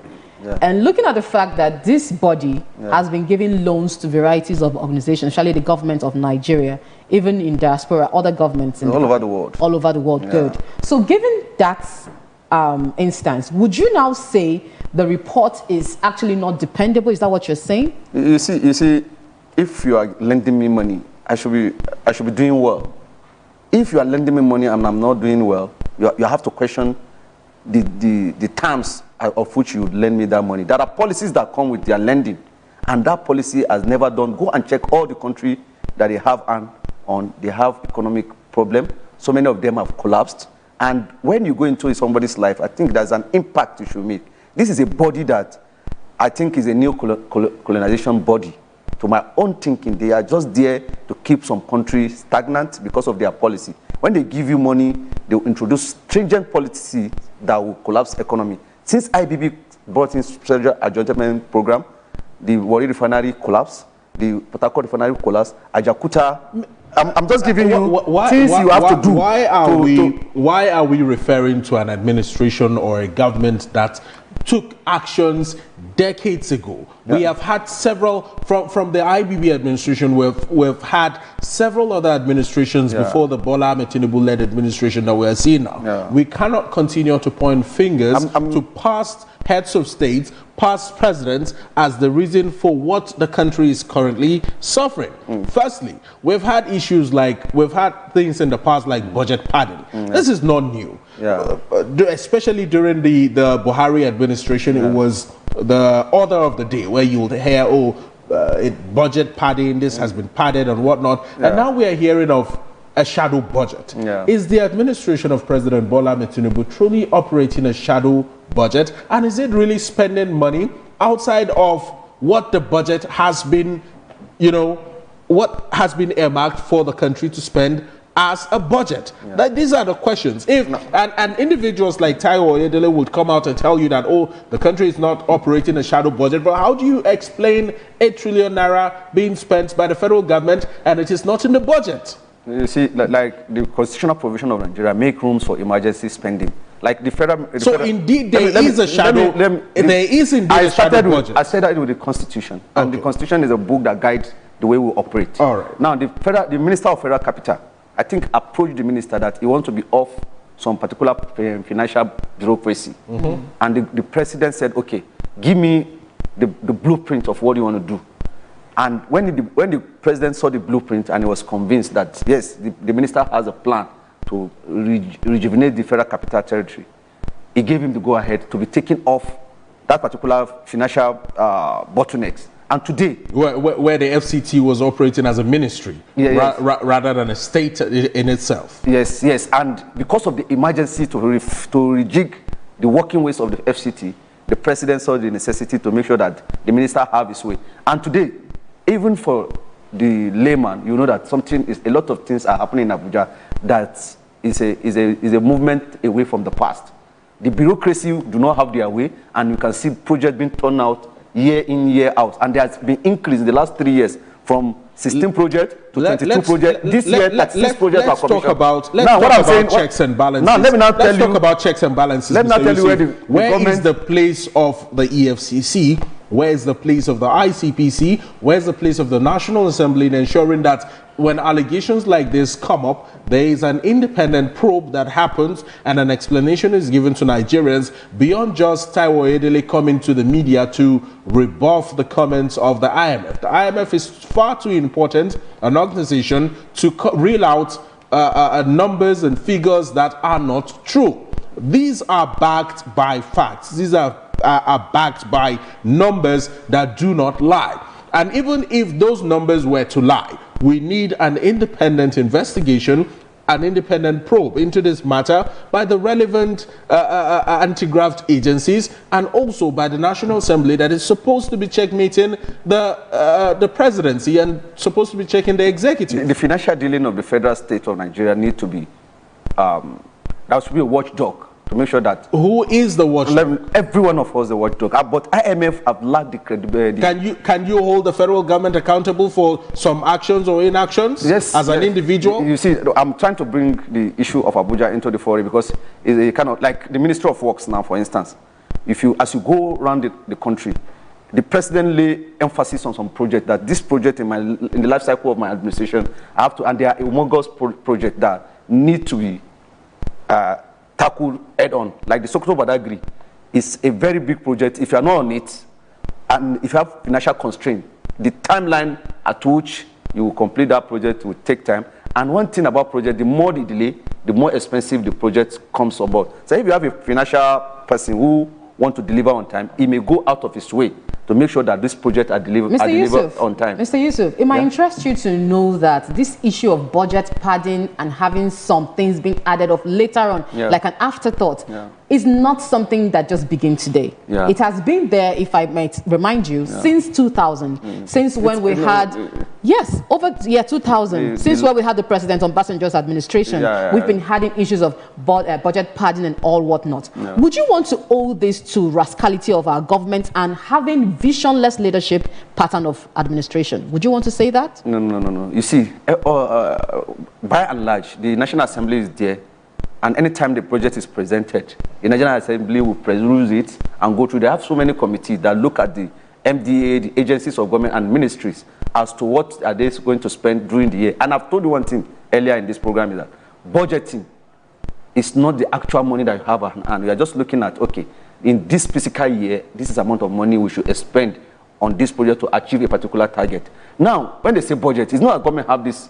There are so many parameters that will make the budget to be above or below, based on the markets, based on the revenue stream that come into the government. What I'm saying by and large is that we as Nigerians, we have so many body looking into these financial dealings and making sure that transparency, even in agency, there are body that are established to make sure that the procurement procedure, the contract handling is done in a way that transparency will be achieved. Now, an external body like IMF, they don't have what it takes. I still repeat it, they don't have what it takes to come into our space and make sure they dictate. And this particular government, one thing that is certain is that this particular government, I'd make it clear that all policies that the IMF has introduced into our space due to the money they are borrowing, or the government is trying to reverse those policies. And to stage a comeback, they must call the dog a bad name so that they can have a space Yusuf, in the Nigerian you just stated that the IMF does not have what it takes to give us a very holistic report. Yes. Now, do you think the federal government of Nigeria is transparent enough to prove to Nigerians that what they are doing is actually not a shadow budget, and that actually Nigerians can have this reliable trust in the government? Because owing from what you're saying now, if the IMF is not giving a holistic report, who then has that job to deliver, to show to Nigerians that yes, this is what it is at this point in time? Because it looks like from all indications, transparency is not forthcoming. What do you have to say about that? You see, all of us have a role to play in this particular. If you go to the street or typical Nigeria that will pick this report and read, if you ask somebody that what is the total budget of Nigeria for this fiscal year, most of the people cannot even tell you. As to, okay, Ministry of Works, what are they spending? What are the projects they are supposed to impact? May I come in? Now you said this particular government Nigerians are not able to tell you what has been spent in a fiscal year. What do you want to owe that to? Why do you think Nigerians cannot be able to mention this or that as pertaining to what the budget spending is about? Why do you want to say that? Why would you say they're not? Now, the major thing that we have is that information that are available, agencies that are available to tackle all these particular things, they are readily available. And even the National Assembly... Which agencies, if I may? Even the National Assembly, let's start from the National Assembly. Their role is checks and balance, to make sure that whatever the executive will execute will be presented to the National Assembly every year in, year out. Every MDAs, every ministry will be brought to the National Assembly, and committee will peruse this particular budget. Is that they reduce it or they put a peg on it that, okay, you can't do more than this based on this and that. This thing take place every year. But the Information Act that the country has signed into, how many Nigeria has exploited to make sure that they have the first-hand information rather than responding to what IMF is saying? What do you mean by the Information Act? Is this the freedom of... Yes, you can go to the National Assembly and get whatever is passed into the budget. You can walk into the ministry and get whatever you need from the ministry. We have quite a number of stories to exhaust this morning. Yeah. I think it's important to move on to yet another very stringent issue in the news this morning, still pertaining to the presidency and, you know, a scandal that has rocked the administration of President Bola Ahmed Tinubu in recent times. Of course, the phantom agency that was created somehow found its way into the federal ministry, into the federal secretariat, had an office there, found its way into the 2026 appropriation bill with a 1.3 billion naira allocation, found a way to open a central bank account, had several bank accounts opened, 300 staff sent to the agency. You know the news. Yeah. But this morning we are seeing calls from former Vice President Alhaji Atiku Abubakar, for an independent probe of the matter. Individuals like like Tani Muturaki of the People's Democratic Party has they have also lent their voice to this matter. And Serap is also asking the National Assembly to probe how the agency got 1.3 billion naira out of the 2026 appropriation bill. As at last week, when this matter came up, Nigerians were in shock. But at the moment, Nigerians are no longer in shock. They want reasonable answers to why this was even allowed to happen in the first place. Yeah, that is an unfortunate. That particular news is an unfortunate news coming from the presidency of Bola Ahmed Tinubu. If it's true, then Ed must roll, because there are agencies and organs of government that are supposed to be saddled with responsibility of allocating office, like the SDF office. I think they are the one that issue letter to appointees of government. And if somebody can find his way to the federal secretariat and have an office space, operate an agency, then not only having an office space, walk into the financial mozu, the central bank, and still have an account, that need to be thoroughly investigated. And I'm buying the word of the former vice president. You know, I'm an APC person to the core, but I stick with the former vice president in this case that a thorough investigation needs to be done, and anybody that's found culpable should be brought to the book, even if he's the chief of staff of Mr. President, because his name is being mentioned in line. Mr. Femi Gbajabiamila, his name is being mentioned in line with this. So a thorough investigation, so that to even clear the name of the government in this case, because it's not a good one, and it's not good for the optics even of our political party in this electioneering period. Prince Adeyemi himself has been all over the media lately. He has held press conferences from time to time. You see him, with mic flags in front of him, talking and singing. He has been doing a lot of singing. And part of the songs that he has been singing along is the fact that he's ready to go to court. He's ready to prove his innocence, and he's ready to call out names to allow heads to roll. Exactly. Beyond all of this, how do you think a con artist, not to take us back into the intricacies of what happened and what didn't happen, but the federal government has said that this is merely a sham, the work of a con artist who deceived the system. But how does a con artist deceive the CBN and the CBN governor? How does a con artist deceive the EFCC chairman and the EFCC, an agency that is saddled with the responsibility of handling matters of this nature, being deceived by the same individuals, by the same set of individuals that they are supposed to be prosecuting? How did this con artist deceive Nigeria, the federal government as a whole, into slipping its budget into the 2026? Even the office of the SGF to ratify, even the office of the chief of staff. Exactly, the chief of staff and the office of the Civil Service Commission to be able to send 300 staff to the agency. These things are just too organized and too well coordinated for one con artist, one con man to execute. No, as Prince Femi Adeyemi said, he has information. He should have his day in court and it should be probed. Then there is a saying in Yoruba that which means if you see somebody dancing close to the river, you cannot just start dancing. There may be somebody beating drum for you inside the river. So the people that are his accomplices, even if they are in the presidency, need to be fished out and be brought to book. I've said it earlier. So this is a case that needs to be thoroughly investigated. So we are aware that the SGF in the person of Engineer Nadungu Gagare approved a trip. SGF? Yes. The Secretary of the federal government. I think it should be Secretary of the government of the Federation. George Akume. Secretary of the government of the Federation, Engineer Nagundu Dagare. Yes. He actually approved a trip for Mr. Adeyemi, this so-called con artist. Yes. He approved a trip for him to go for a summit in Canada.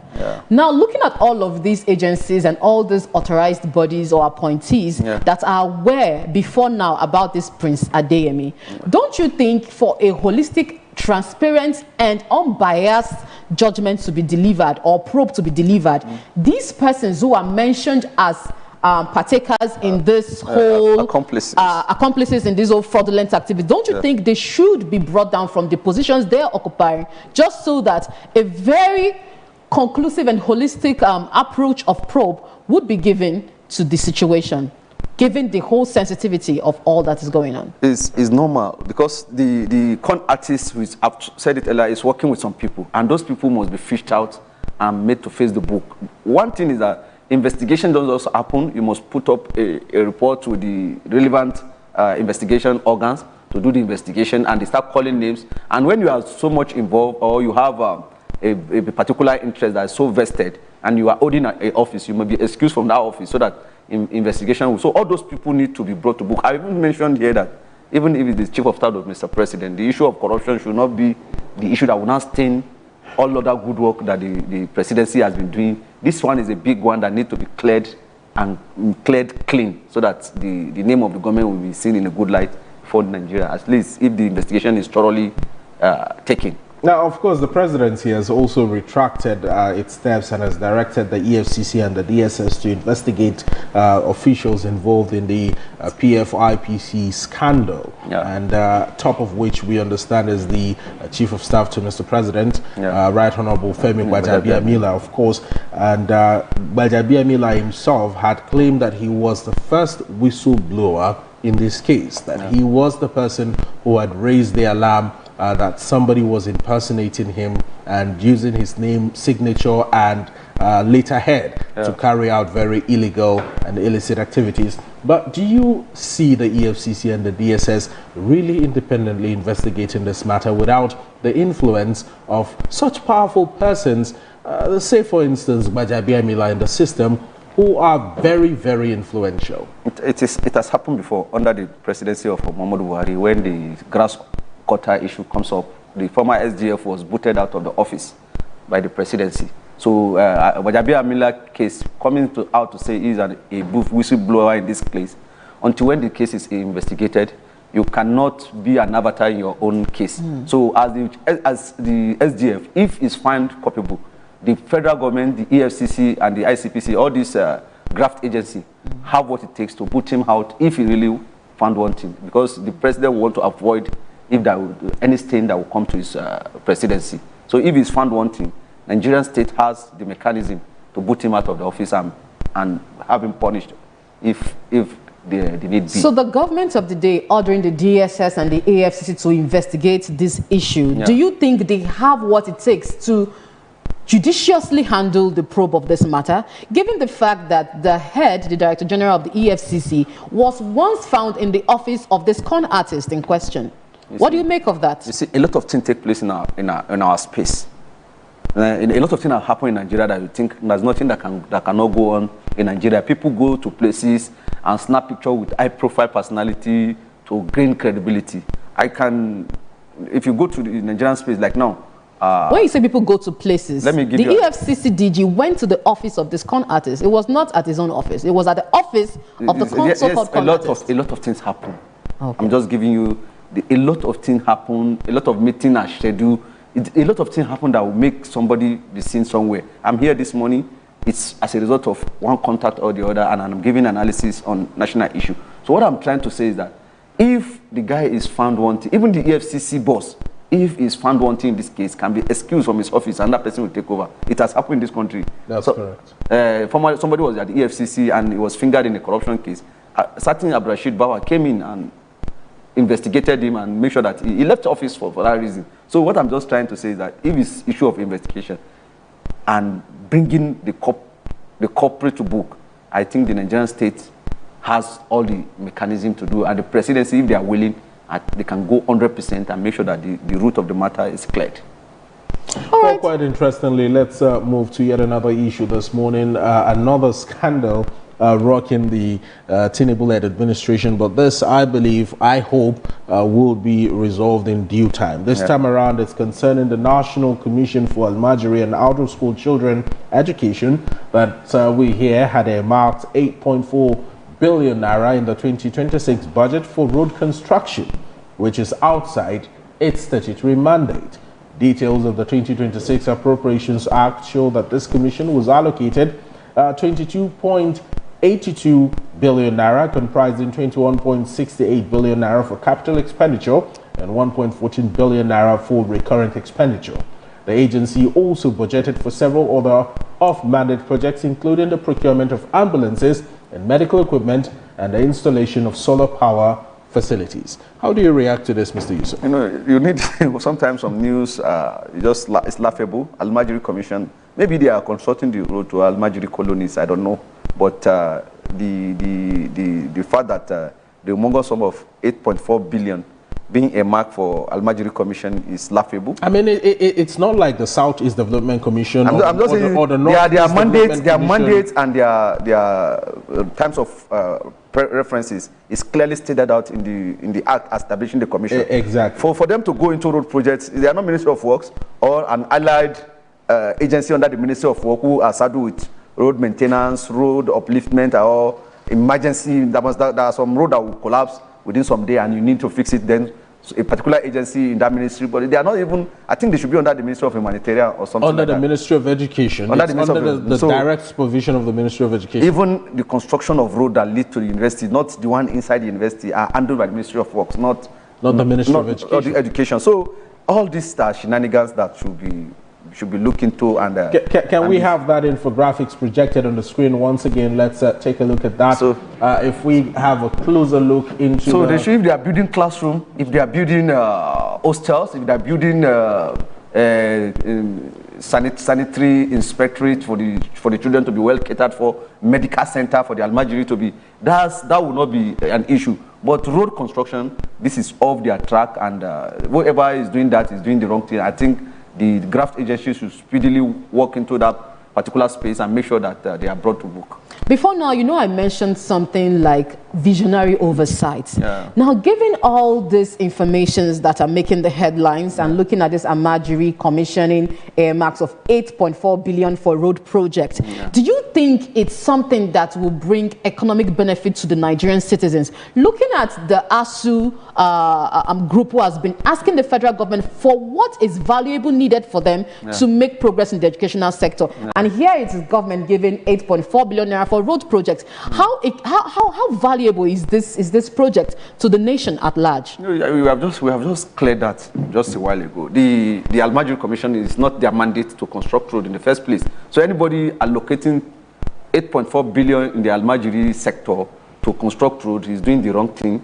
And I think the National Assembly might have even looked into this budget. If they had passed it, they have done the wrong thing. There's a lot of people that the system, like what you have just said, visionary, you're supposed to look at it. The first time the budget is even presented to the committee saddled with this particular agency at the National Assembly, we're not supposed to even entertain it.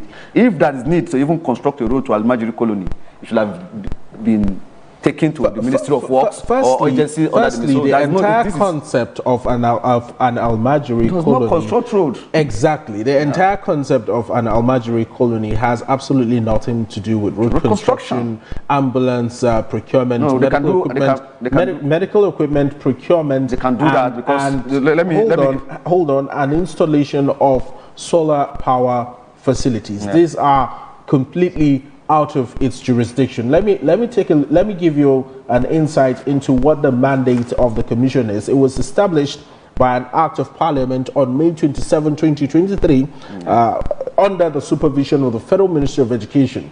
Its mandate is to tackle the challenge of out-of-school children and reduce illiteracy by integrating formal and Quranic education and skills acquisition into its curriculum. In absolutely nowhere at all does it state that the Almajiri Commission can do anything whatsoever outside of what has been stipulated in the act establishing it on the 27th of May 2023. Not even the installation of solar panels. You see, when an agency is established, there are so many things that make this agency to work. Like, look at the NNPC, for instance. It's Nigerian Petroleum Corporation, saddled with doing a lot of petroleum engineering works, lifting crude and shipment. But in the course of doing your work, you may have problem with the environment, like the Ogoni issue. So you need to bring in the Ministry of Environment to collaborate. Okay, as you are earning from the crude sales, you must give back to to cater for the environment. So in this, they will bring budget or they will bring the amount they want to spend to the NNPC. NNPC will look at it based on what they are earning. Okay, we will reduce this 10 billion in social tranches. And we have to monitor it because you can't just... So that particular thing, so like the Almajiri Commission, for instance, need to build classroom for this Almajiri. And when you build a classroom, you have to power it, so you can use solar power. How many of such projects? Hold on, the former president, Mr. Boyede, how many of such projects have we seen? Project. Exactly. Wait now, I am. If you go to Kebbi State, you see, if you go to the colony, Kano, Jigawa, Sokoto, you see there are so many of these street children and the Almajiri school. So what was done through this is to bring them into the formal education and just means skill acquisition. So if you want to bring somebody into a particular environment, you must provide the necessary instrument. So has the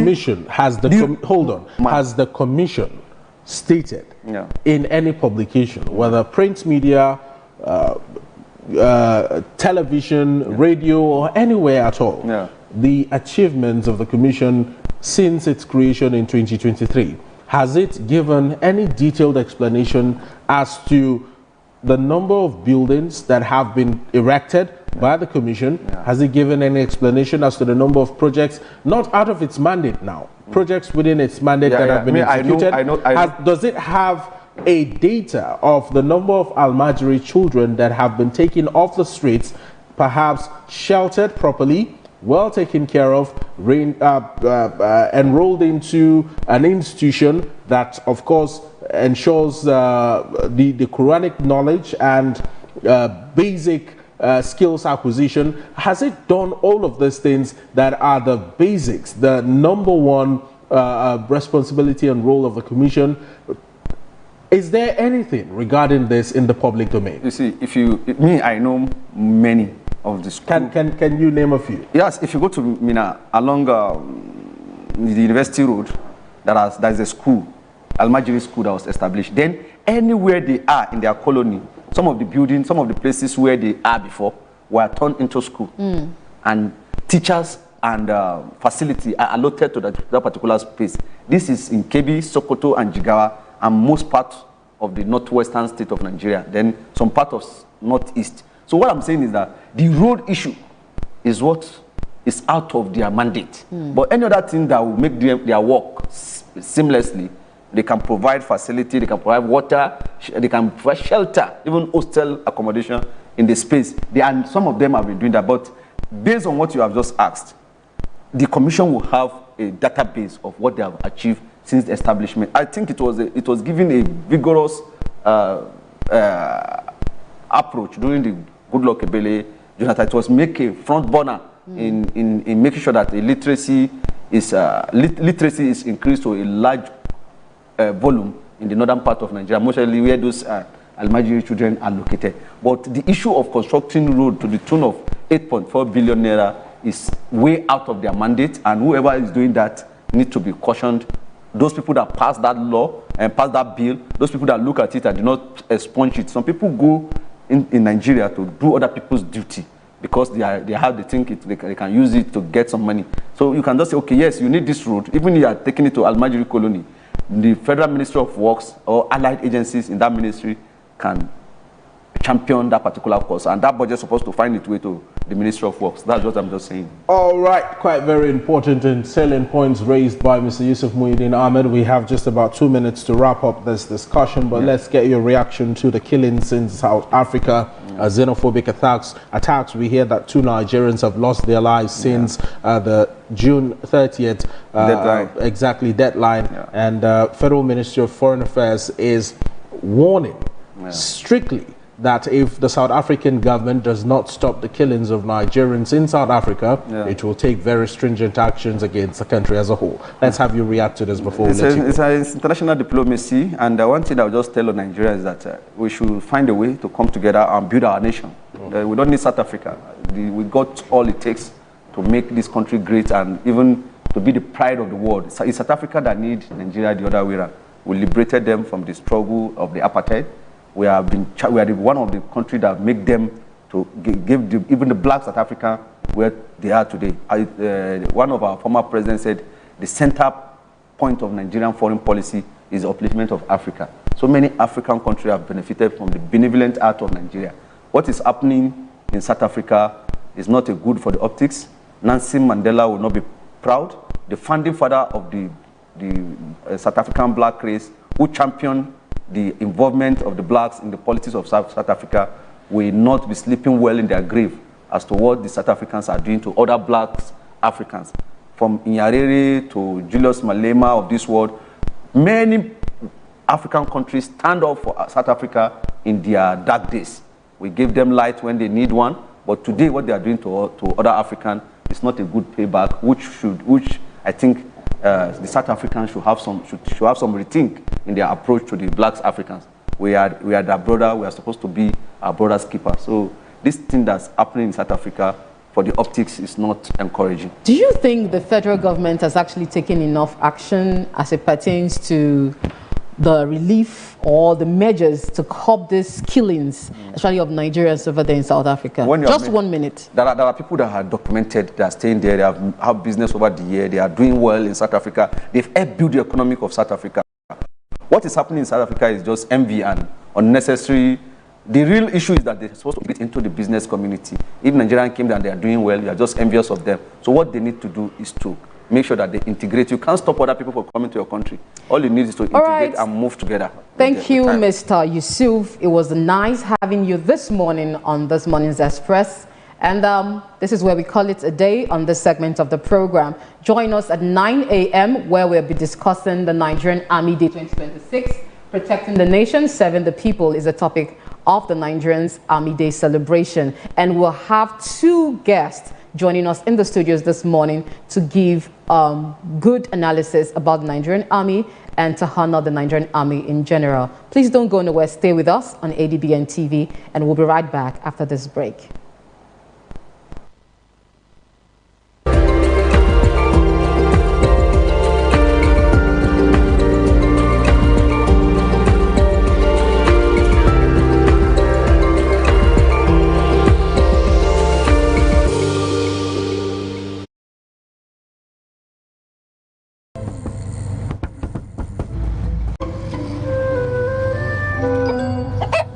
Numerous cases of people falling asleep have been reported across the African continent. No one can explain this phenomenon.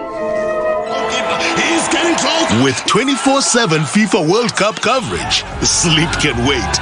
Everything can wait. Get DSTV plus 1 month subscription now for only 15,000 naira.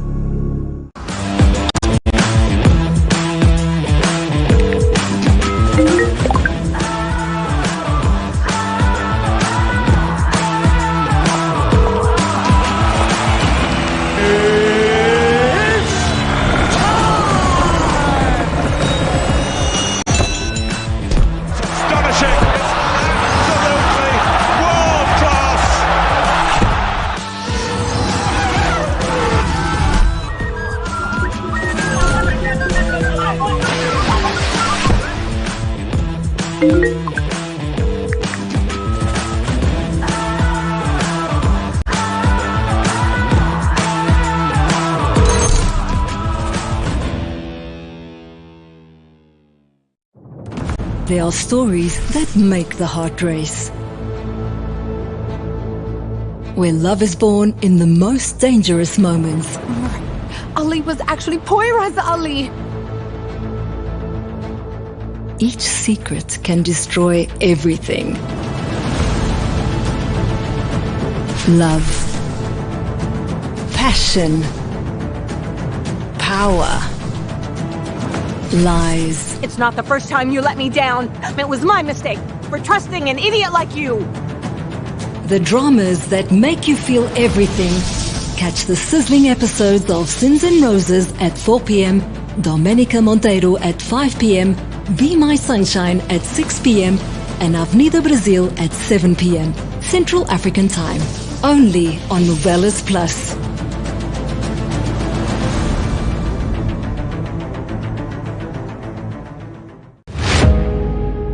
Every day, across forests, highways, towns and villages, brave men and women stand watch so that Nigeria can sleep. They leave their families behind, confront danger head-on, and make sacrifices many of us will never see. Yet, the enemies of our nation continue their assault. They target our children. They murder innocent citizens. They force families from their homes. They turn thriving communities into places of fear and uncertainty. Their goal is simple: to break our spirit, divide our people, and steal the future of our nation. But Nigeria is stronger than terror. As we demand greater accountability, stronger security measures, and more effective action from those entrusted with our safety, we must also play our part. Support our security forces, salute their gallantry, stand with those who stand for us. If you see something, say something. Let us be our brother's keeper. We must never surrender to fear, despair, or hopelessness. This is not the time for division, not by tribe, not by religion, not by region, not by political party. Because terror recognizes no ethnicity, no faith, and no ideology. Its enemy is all of us. And together, united as one people, we can defeat it. For our children, for our communities, for our future, for Nigeria. Join the movement. Stand for our country. Stand for one another. Hashtag Unite Against Terror. 104. That's the total number of pupil kidnappings in Nigeria so far in 2026. 23 has been released and 81 still held captives. And this is what our kids have to say. I speak before you today not just as a student, but as a voice for millions of Nigerian children who wake up every morning with a simple, innocent desire to go to school, to learn, and to build a future. But today, a dark cloud hangs over our education. I am here to speak on a crisis that strikes terror into our hearts following the targeted kidnapping of school children in our country. Every time a school is attacked, and every time our brothers and sisters are taken, it is not just a crime against those families. It's a direct assault on the future of Nigeria. How can we concentrate on mathematics or science when we are constantly looking at the windows, wondering if we will be the next headline? Education is our fundamental right, but today, fear is threatening to lock us out of our own classrooms. To the criminals who look at us, children, to see nothing but dollar signs, hear us clearly. You can threaten our safety, but you cannot destroy our resolve. We will not abandon our education. We will not let fear win. This year's mood is dampened by the abduction of our children in Yoyo and Borno. We remain hopeful for their safe return. Democracy without security is not solid enough. That is why this administration has chosen both kinetic and non-kinetic strategies to restore peace, declared a security emergency, and approved the recruitment of 50,000 new police officers and thousands of military recruits. We mourn because if we cannot protect our children, we imperil our future. We mourn because a nation that cannot guarantee the safety of its teachers weakens the very foundation upon which education rests. As we mourn because for as long as those children remain in captivity, our nation remains captive with them. Whilst we thank the Appeal Court for halting the judicial overreach for justice.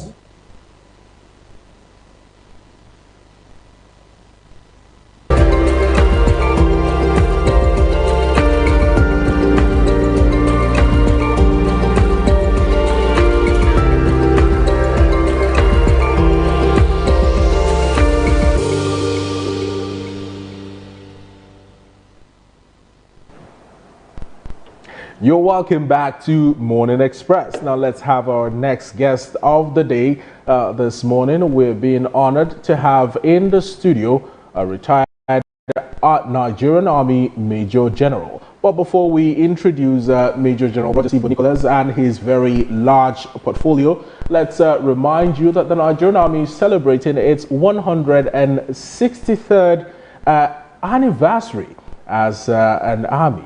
Now, if you want to trace it back to its 1863 origins as the Glover House's Constabulary Force, or 66 years if counted from its reconstitution into the modern independent Nigerian military forces in 1956. Now, Major General High Chief Rogers Ibe Nicholas, retired PhD, is a retired Nigerian Army officer, strategic security expert, and respected public affairs contributor.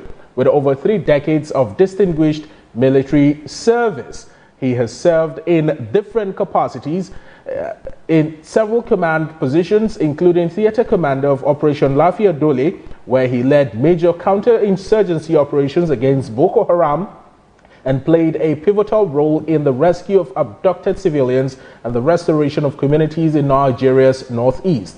A graduate of the Nigerian Defense Academy, he holds multiple master's degrees, a PhD, and has served in senior policy, logistics, and civil military affairs appointments within the armed forces. He is also a former United Nations peacekeeping commander, an accomplished scholar, and a recipient of numerous national and international honors for his service and leadership. A very good morning to you, sir. Welcome to the studio. It's wonderful to have you join us this morning. Good morning. Nice to meet you. All right, sir. Good morning, sir. Good morning. Nice having you in the studio. Thank you so much. Now, let's talk about the Nigerian Army. Good. 163 long years of service to the nation, service to mankind, protecting Nigerians and, securing lives. But a lot of that sacrifice often goes unnoticed. Or will I say that a lot of it is not duly appreciated? But before we get into that, what exactly are we celebrating? From your perspective, having served in the Nigerian Army, having risen to the rank of a Major General and served in several positions, what exactly does this mean to you and also to the Nigerian Army? Thank you very much. The issue of celebration has to do with recognizing the effort and the sacrifice made by so many people, both serving and retired. Over the years, most countries, or many countries in the world, celebrate their military, and based on the achievements they've done and the sacrifices made. In line with that, Nigerian Army also has selected a day to also mark this Remembrance Day, to celebrate our soldiers and officers that have made sacrifices in protecting the nation and serving the people. And also for those who are living, those of us living, we also celebrate ourselves for living. It's not just celebrate the dead. So it's something that's worthy of celebration over the years. And the Nigerian Army has played a serious role in keeping this country stable and safeguarding the properties and lives of this nation. It is important to note, sir, that yes, of course, the Nigerian Day celebration is more than just a celebration. It is a tribute to the long years, long decades of existence of resilience, courage, and sacrifices to the Nigerian nation and to its citizens. But do you think that Nigeria or Nigerians are actually giving credence enough, are actually hallowing these efforts of the Nigerian military enough? I don't think so, categorically speaking. Okay. The Nigerian people, the several governments have not actually appreciated the services and the sacrifices rendered by the military over the years. So to say, if you compare it with other countries, you can see that they are doing better than us in terms of appreciating the sacrifices the Nigerian Army has made over the years. For instance, if you go to some other countries, you find out that the military is having a lot of privileges. That's correct. For instance, you want to fly, they give you a rebate. Go to some shops to buy some shopping, you are getting rebate prices on those things. And then you are giving some special allowance. For instance, if you go to ATM where you want to pick some money, you see queues. Nobody recognizes that you're a military person, that kind of thing. You know, in other countries, people respect you. Whether you're in uniform or out of uniform, they respect that the sacrifice you've made. So a lot has been said about that. The country is not doing too well. If you look at the welfare of the soldiers and the officers, you find out that we are not doing too well. For instance, I take myself as a Major General. What is my retirement pension every month? That's about 1.5 million. That's what I get every month after sacrificing my life and everything. Over 30 years of service. Over 35 years of service. So what do you get for that? More, we need to do more. Even look at the soldiers. A soldier earns about 150,000 naira. That is of recent. Before it used to be about 52,000 naira. But right now, the government has improved it to about 150,000 naira. And because of this, you find out so many people don't want to join the military. Because when you look at the risk involved and the salary being paid, the risk involved is horrible.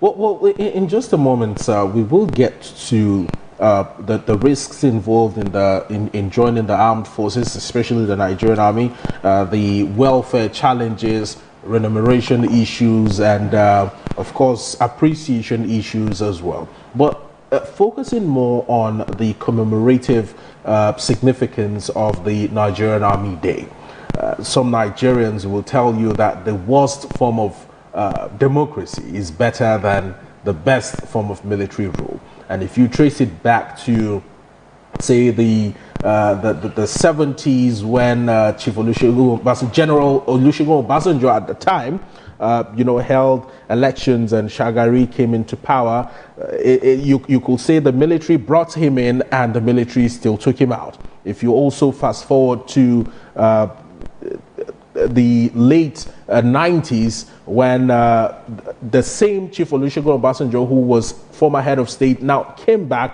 as a civilian president, Nigeria has had its fair share of several military regimes. Of course, from the First Republic to the Second Republic, all of these republics have been severed by military men who wanted to clinch onto power and now we have had the longest run in democratic governance since 1999. But from your perspective as a military man, would you fall in line with the words of some Nigerians who say the best form of democracy, or the worst form of democracy, is better than the worst form of the best form of military rule? It depends on how you look at it. Let's face facts. Are we really practicing democracy in Nigeria? These are the questions you ask. If we are really practicing democracy in Nigeria, then you could say that. But if we are not doing the democracy the way it should be done, then you can also say that. In your opinion, how should it be done? Democracy is a constitutional government, for the people, by the people. We have a situation whereby politicians are not living up to expectation, so to say. I'm very sorry to say about that, although not all of them, but some of them are not living up to expectation in terms of governance, So I don't really think we've seen regimes that are not democratic and doing very well. Talking about the government not living up to expectations, sir, we've had incidents of insecurity, banditry, kidnapping, even foreign peacekeeping missions that the military have undertaken. Now, looking at the demands placed on the military today, and you mentioned the fact that the military is underperforming because the resources are not there, talking about the human capital resource now. People do not want to join the military, looking at all that they benefit.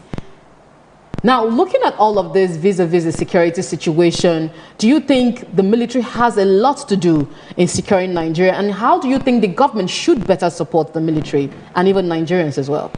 Yeah, the military has a role to do because it is its constitutional role to protect the sovereignty of the nation. That is the role of the military.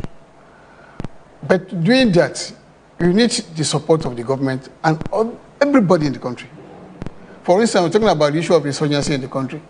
Security is just not that of the military. Security is everybody's responsibility. That's correct. So we must put our heads together to ensure that this country is secured. You understand? Yeah. Now, talking about what the government should do. For instance, the government in the last few years have been making effort to get some platforms for us. Let's to be sincere about it. They've been able to provide some platform, aircraft, tanks, and all that, but that is not enough. We need more. The challenges is much, so there is need for the government to develop a strong political will to deal with the situation we have at hand. And I know that the current government, the president himself, has the capacity and the capability to do that. Yeah, you were going to make a point? No, go ahead. Oh, all right. Let's get back to what you said about most people not wanting, especially young people, not wanting to join the armed forces. There was a time when the DHQ issued a statement stating that during recruitments, young people from the Southeast especially usually do not want to enlist when the Nigerian army is recruiting. Why do you think this is so? Beyond perhaps the current security realities that we face as a nation, is there a deeper reason why the military doesn't look as attractive as it used to for these youngsters? But I believe the Nigerian army has been doing fantastically well through the years, is still doing fantastically well, has grown stronger in manpower, boots on ground, in firepower and whatnot. But what is deterring people from joining the force? The majority is the welfare package. The welfare package, to many people, is not reasonable enough to support their purchasing power. You ask yourself, how much are you paying a lieutenant or a captain in the military? Less than 400,000 naira. How much does a councillor take home? You understand? A councillor who has not gone between the 4 walls of any secondary, beyond secondary school, how much does he take home? And historically, the military built Nigeria to what it is today. So if you don't do that, if you don't encourage, if you don't have a welfare that's encouraging, people will not be willing to take risks because the military job is all about risk taking. Now, if you look at the Southeast, the youth in the Southeast believe that even if he's buying and selling in the Lagos street or wherever in the street, he makes more than 20,000 naira a day. You understand? Put cumulatively in 30 days, how much will that translate to? So these are the issues. So if you want people to take risk, you must provide enough logistics, welfare package for them to see, okay, fine, this is what I can get. If I'm injured, this is what I can get. If I don't continue, this is what I get. So you made mention about risk-taking. Yeah. I want to believe during your time there were colleagues of yours who went to war and they were part of those who were injured or killed. What kind of welfare package were they given, and how can they better give a superior welfare package to those who are on ground as military or armies of the Nigerian forces today? What do you suggest, sir? See, I cannot be able to draw a line, but certain benefits need to be put in place properly.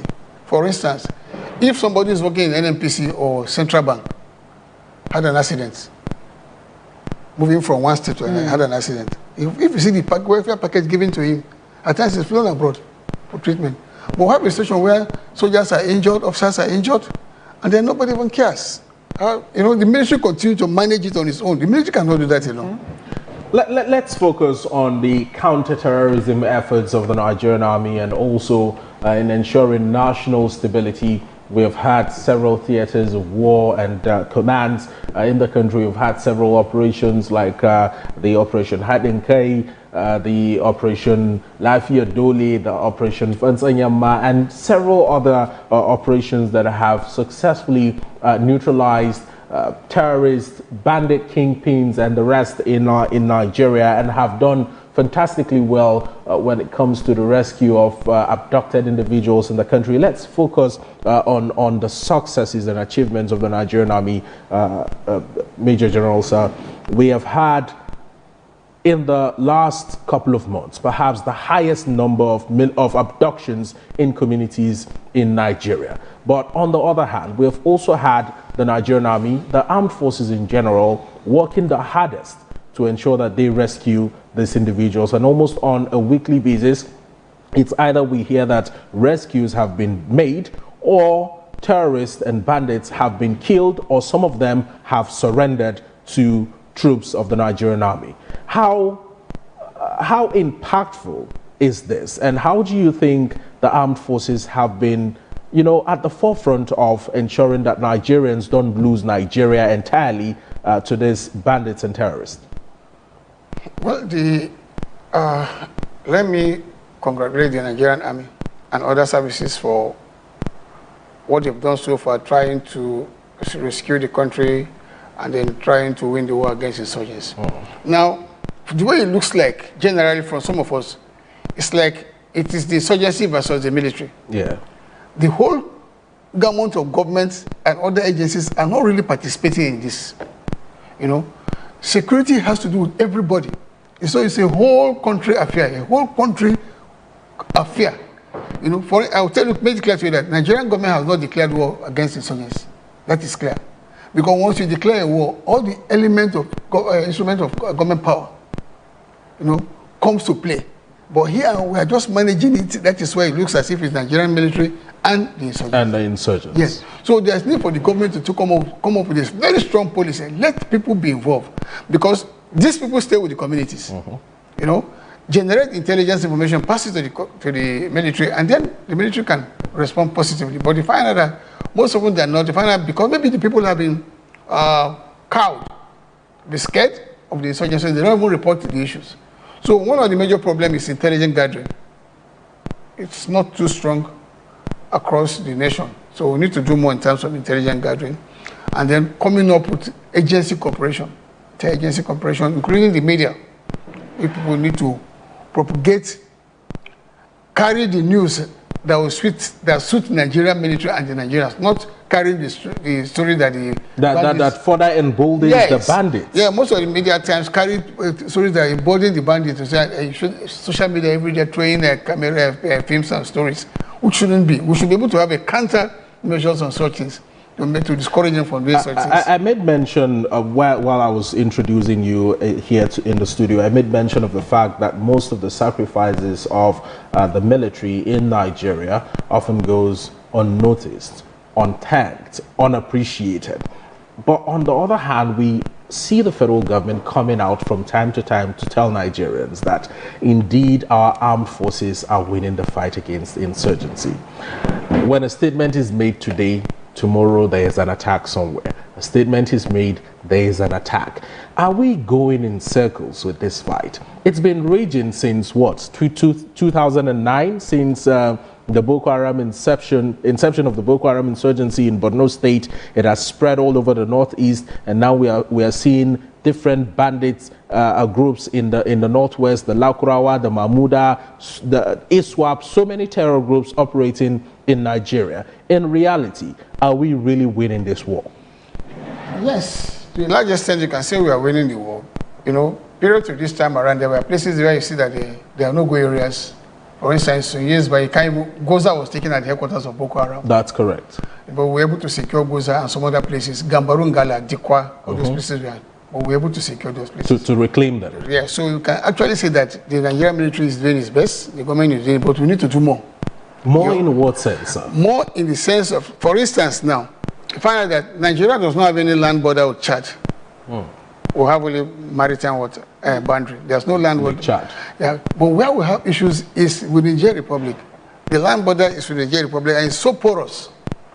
And now, one thing again, we should look at what are the activities in the Sahel. If you look at from Somalia up to Mauritania, that stretch of land across is all on government space. So what happens there affects what happens in Nigeria. And considering the fact that countries like Niger, Mali, and Burkina Faso all pulled out of ECOWAS and formed the Sahelian states, and these countries have had and are currently having their own fair share of terrorist attacks, much like we are seeing in the northeast. Do you think there's an infiltration of what is happening in these countries? Is this a spillover of terrorism from Niger, from Mali, into Nigeria, from the northeast and the northwest? You are very correct. You are very correct. There's a spillover from all these countries, and then the Sahel. How do they get their weapons? From Libya, you can travel from Libya to Niger Republic unchecked. You know, so you can move anything this way. So these are the issues. Also from Mali, using the River Niger. Yes. River Niger flows from Mali through Niger Republic into Nigeria. I don't think that place is mad.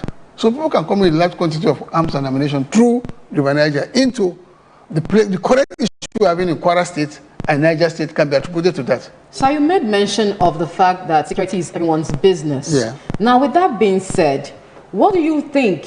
You mentioned another thing about intelligence gathering. What can you give an in-depth discussion about that intelligence gathering? How do you mean intelligence gathering is not enough? And what other proactive step do you think the government should support the military with? Okay, let me take the intelligence gathering. For instance, there's a local government in every state. Yes. And there are police and DSS office in every state. Yes, of course. What information are they getting? Okay. You know, so even the local farmers, the headers, they all know, they see movement when they move out. So thinking about the local government chairman, the traditional rulers should be able to gather information. Any movement you see that does not look normal, you report to the security agencies. So from there you can build it up. Okay. In addition to that, the government may need to have to buy a lot of drones. You know, drones, use of technology has become critical. Is that where the fight is moving towards now? Of course. You can see even what is happening both in the Ukraine war and Russia, that you can see how the drone have been very effective. So there's nothing wrong with, if we can get drones, it will help to reduce this counter-insurgency operations. So the government needs to employ technology, you know, and then retrain part of the military, you know, into technology to be able to apply those equipments. All right, quite interestingly, let's also focus on the evolving role of the Nigerian army, especially with regards to national security. It's not news that Nigeria continues to struggle day after day with terrorism, with insurgency, with banditry and kidnappings that have now become the order of the day. And you had mentioned that as it stands now, it looks like it's the Nigerian military versus the insurgents, and other agencies, other security agencies aren't doing so much to complement the efforts of the military. But going forward, what do you think could work better, especially with evolving times, evolving technology, and maybe better collaboration towards ensuring that we end this and end it once and for all? the first thing is for the government to develop a political will. Political will that, look, enough is enough.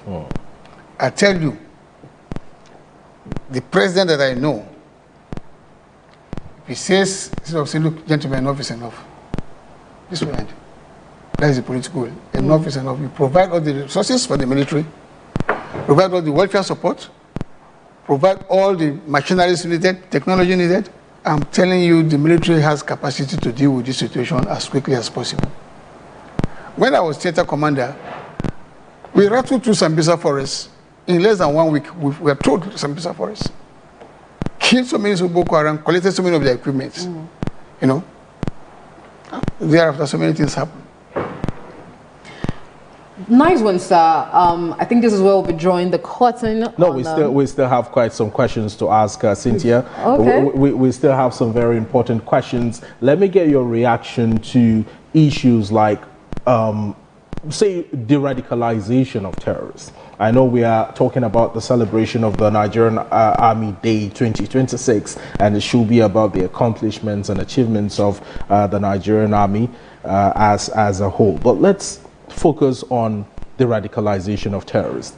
Some people view this as unnecessary, as disenfranchising individuals that have suffered in some way from the actions of these people that are being camped in a de-radicalization camp, forgiven, pardoned, and sent back to the society, while others see it as a great feat whereby the Nigerian Army is doing fantastically well in ensuring that it reduces the number of radical minds that we have there. What perspective are you looking at this from? Is it a waste of time, or is it indeed a feat to be commended on the part of the Nigerian Army?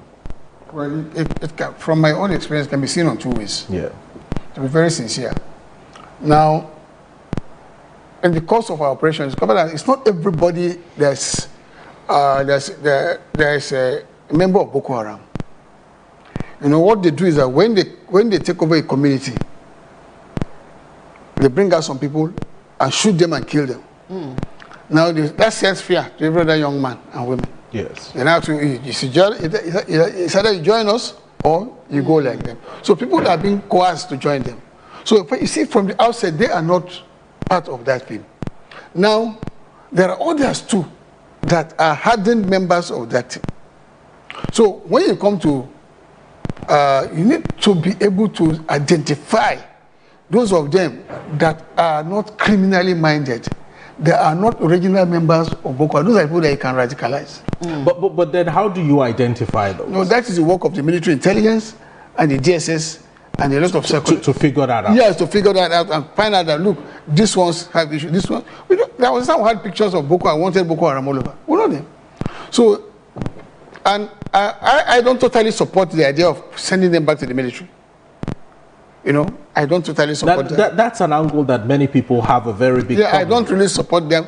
We can recruit more people than taking those people back. So what would you suggest? They should take them back to their state of origin. Let their state government handle them. Beautiful. Yes, let their state government set them out into states. Let their state government handle them. But don't, the ones that you feel that are not members of the insurgents, you can bring them up, but not to put them into the military. They can do that. You can give them a civilian job if you want, but not military. Now, Major General, so let's talk about the DICON Act of 2023. I'm sure you're very well aware of the DICON Act, and you stated something along the lines of training, retraining, more sophisticated equipment, the use of drones and whatnot. But the DICON Act has been there since 2023. What exactly is delaying its implementation? What is delaying it from coming into play to ensure that the military reduces its dependence on foreign imported weaponry in this fight against insurgency and terrorism? You know, DICON is a very big industry. The military industrial complex is capital intensive complex. It's not like textile industry. That's correct. So what is delaying the DICON issue is lack of adequate funding. And adequate funding comes with the political will. You understand?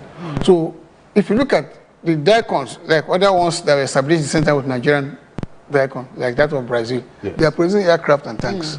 And we currently, we are still below, far below that. We are not doing too well. Possibly because of funding, I would say it's funding, and then the political will to drive it, and also the technology. The technology, because if you need to evolve modernization in your system, you need to do a lot of research and technology. So basically funding and the political will is what will drive DICON. Because without funding, whatever policy you are bringing out will not work out. Yes. Interesting. Yeah, won't work. Well, let me just refresh the minds of the viewers watching us right now concerning the DICON Act of 2023, which is formerly the Defense Industries Corporation of Nigeria Act 2023, and it was signed into law to repeal the outdated 1964 Act and repositioning Nigeria's defense manufacturing sector and reducing heavy dependency on imported military hardware. Now, there are some core provisions of the Act, which in just a moment we'll still have our Major General here react to that. Mandatory local procurement. It directs government bodies such as the Armed Forces, Ministry of Interior and Police to procure military hardware and arms locally, provided they are available within Nigeria. Now, the creation of a military-industrial complex is also another thing that is enshrined in the DICON Act. It expands DICON's mandate beyond the production of small arms to include the manufacturing, distribution, and maintenance of advanced defense equipment through public-private partnerships. And thirdly, the establishment of research institutes. It establishes the Defense Industry Technology Research and Development Institute to build a scientific foundation for the development and commercialization of new military technologies. Let's start off with the public-private partnership. You stated that the DICON itself is larger than most industries. It's not like the textile industry or the shoe industry. It's more sophisticated. It has to do with national security and has to be treated carefully. But then the DICON Act allows for a public-private partnership. Why hasn't, one, the federal government, secondly, the armed forces, why haven't these two institutions collaborated with any private firm? We know there are a lot of private entities that can go into this collaboration, but what exactly is stalling the DICON Act from becoming a reality, especially regarding PPP? Well, like I said earlier on, it has to do with the government will. The government will. If you need to collaborate, what are the terms and conditions for collaboration? All over the world, military-industrial complex is not run by the military. It's a joint effort between the military and the private sector. In most countries, find that most private sectors are the ones that produce the machineries, design whatever you give them what you want, and they design it for you and give you the prototype of what you want. But here, if we need to do it, we need a lot of funding to do that. And who is going to do that? But it's not a bad idea if the DICON, Ministry of Defense, the government can go into partnership with maybe some of our banks. If we are able to raise enough money to be able to give DICON to do what we want them to do along the PPP practice. But without that government, because somebody is going to be a guarantor for you. That's correct. If you are taking money from the bank. So who is going to do that? Now, what are the biggest bottlenecks within this? Is it a matter of funding? Is it a matter of technology transfer? Is it skilled manpower? Is it policy execution? What is stalling it out of all of these things I've stated? One is funding. One is technology. Yes. Because technology is evolving every day and modernization has to be done every day. So if you have an obsolete setup, then you're going to have challenges. So these are the issues. Funding, political will, technology.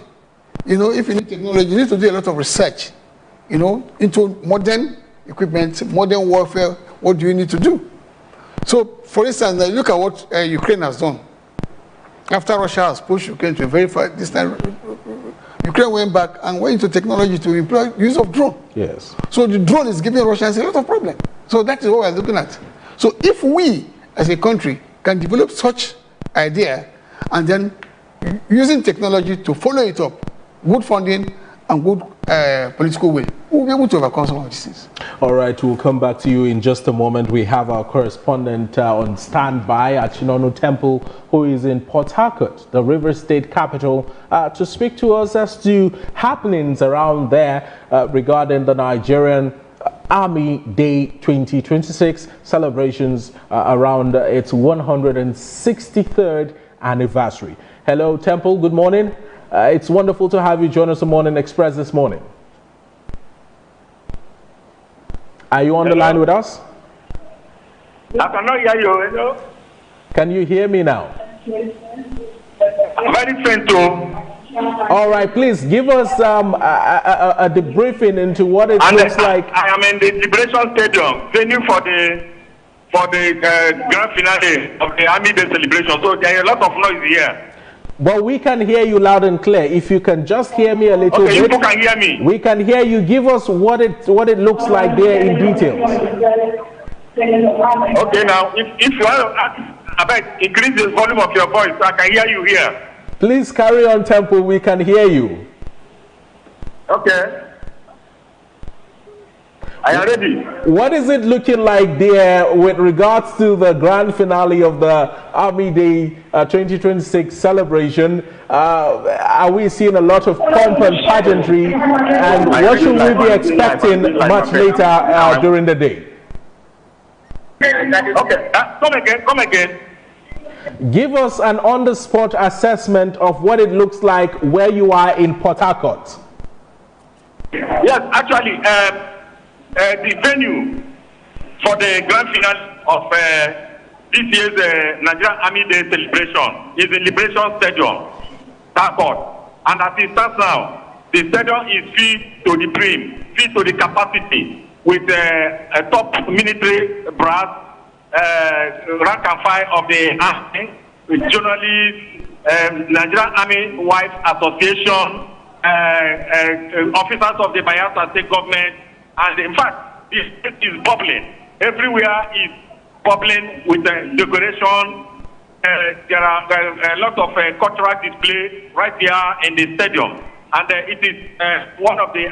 It is wrapping up an occasion to wrap up the 1 week celebration, which started a week ago with of activities, including commissioning of several projects like primary and secondary schools in Lu community in Kana local government area of River State, and that of primary and secondary school, Romomati, in Obiapo local government area of River State, and also the unveiling of staff at the Nigerian Army College to honor 11 officers, 11 trainees who died in a boat mishap during military drill. So there are a lot of activities that heralded this Nigerian Army Day celebration here in the Niger Delta region. Temple, given the analysis you just made about those present on ground, would you also mention that Nigerians actually came out en masse to support and give honor to these military officers who have been doing a lot of security works for Nigeria? You say what they roll out for the fallen heroes? I didn't hear you clearly. Okay, I repeat. I said, do you think over there in Port Harcourt to honor the Army's Day celebration and Nigeria out there en masse to honor the celebration, do you think they came out en masse to celebrate them? Yeah, of course, I would say that yes, they came out to celebrate the military due to their role in keeping the Nigerian territorial integrity, protecting the Nigerian territorial integrity. A lot of other work the Army is doing in the Niger Delta region, such as the protection of critical national assets, the oil facilities, and other critical national assets. The Army have been up and doing the 6th Division, Nigerian Army, the 343 Artillery Regiment, and other military formations have been on the neck of the illegal bunkers and other criminal elements to ensure that they keep the region safe. So maybe that is the reason why the people of River State, Bayelsa, Delta, and that state in the Niger Delta region have turned out a mass to support the military mark their day. And mind you, today is to celebrate the army. After the army has done a lot to protect Nigeria, to protect the property and lives of innocent citizens. So the people, in return to what the army have been doing for them, they came out en masse to celebrate the ministry. There has been a lot of kudos given to the Nigerian army, especially with regards to its fight against insurgency and this war against terrorism in the country. Is there anything significantly related to that happening today, perhaps in form of a speech, in form of a presentation, in form of a play or an act that we should be looking out for when you file in your report later tonight on ADBN News? Okay, even right now, the Vice President is in to also join in the celebration. Of course, there are a lot of plans lined up today for the army, including honoring the families of the fallen heroes and also honoring those army who have put a lot to keep Nigeria as one indivisible entity. There are a lot of activities today. The military are already on the march path. There are already a lot is going on here in the stadium. A lot is going on here. We're seeing the presence of retired military officers as well as part of this NATCEL, occasion. Do we have a proper representation of people who have served in the Nigerian Armed Forces, particularly the Nigerian Army, also coming out to join in the celebration today, marking this wonderful 163rd year anniversary? Oh, right. I can hear you clearly. Hello? Well, Temple, can you hear me now? Hello? Do we have proper representation of retired military personnel at the venue there? Okay, proper representation of the military retired servicemen. Okay. Yes, of course. Right here, I can see the families of the fallen heroes. I can see senior officers of Nigerian Army across the nation. I can see the Army staff, Lieutenant General Waidi Shuaibu. I can see top military brass. They are all represented here. The rank of the army, all are here, including their families. I can also see mothers with their wife of the army, with their children, babies strapped at their back. I can also see youth corps. I can see junior military officers around. There is proper representation of the army here in the stadium. All right, thank you so much, Achinono Temple, for giving us that debriefing, and we hope to see your report later tonight. Thank you. Thank you for having. All right, Major General, sir, just one last question for you before we let you out of the studio. I want you to answer in 30 seconds. What is the role of individuals like yourself, retired servicemen who have garnered a large wealth of experience? Do you still think that you and your likes have so much more to offer in terms of securing Nigeria? Of course, yes. The military is based on experience. You can't throw away experience of 35 years of service. So there is need for the government to see how to galvanize the retired officers, particularly those that have operational experiences, to be able to team up with the military and other services to be able to run this fight against insurgency. All right, thank you so much, sir. Major General High Chief Rogers Ibe Nicholas, retired. Thank you. Well, we've been speaking to our guest here in the studio, Major General High Chief Rogers Ibe Nicholas, retired PhD, who is a retired Nigerian Army officer and also a strategic security expert. We'll take a break. When we return, we'll have in the studio yet another retired serviceman, Major General Enenche, John Enenche, retired, to speak to us on security matters and the Nigerian Army Day 2026. Stay with us.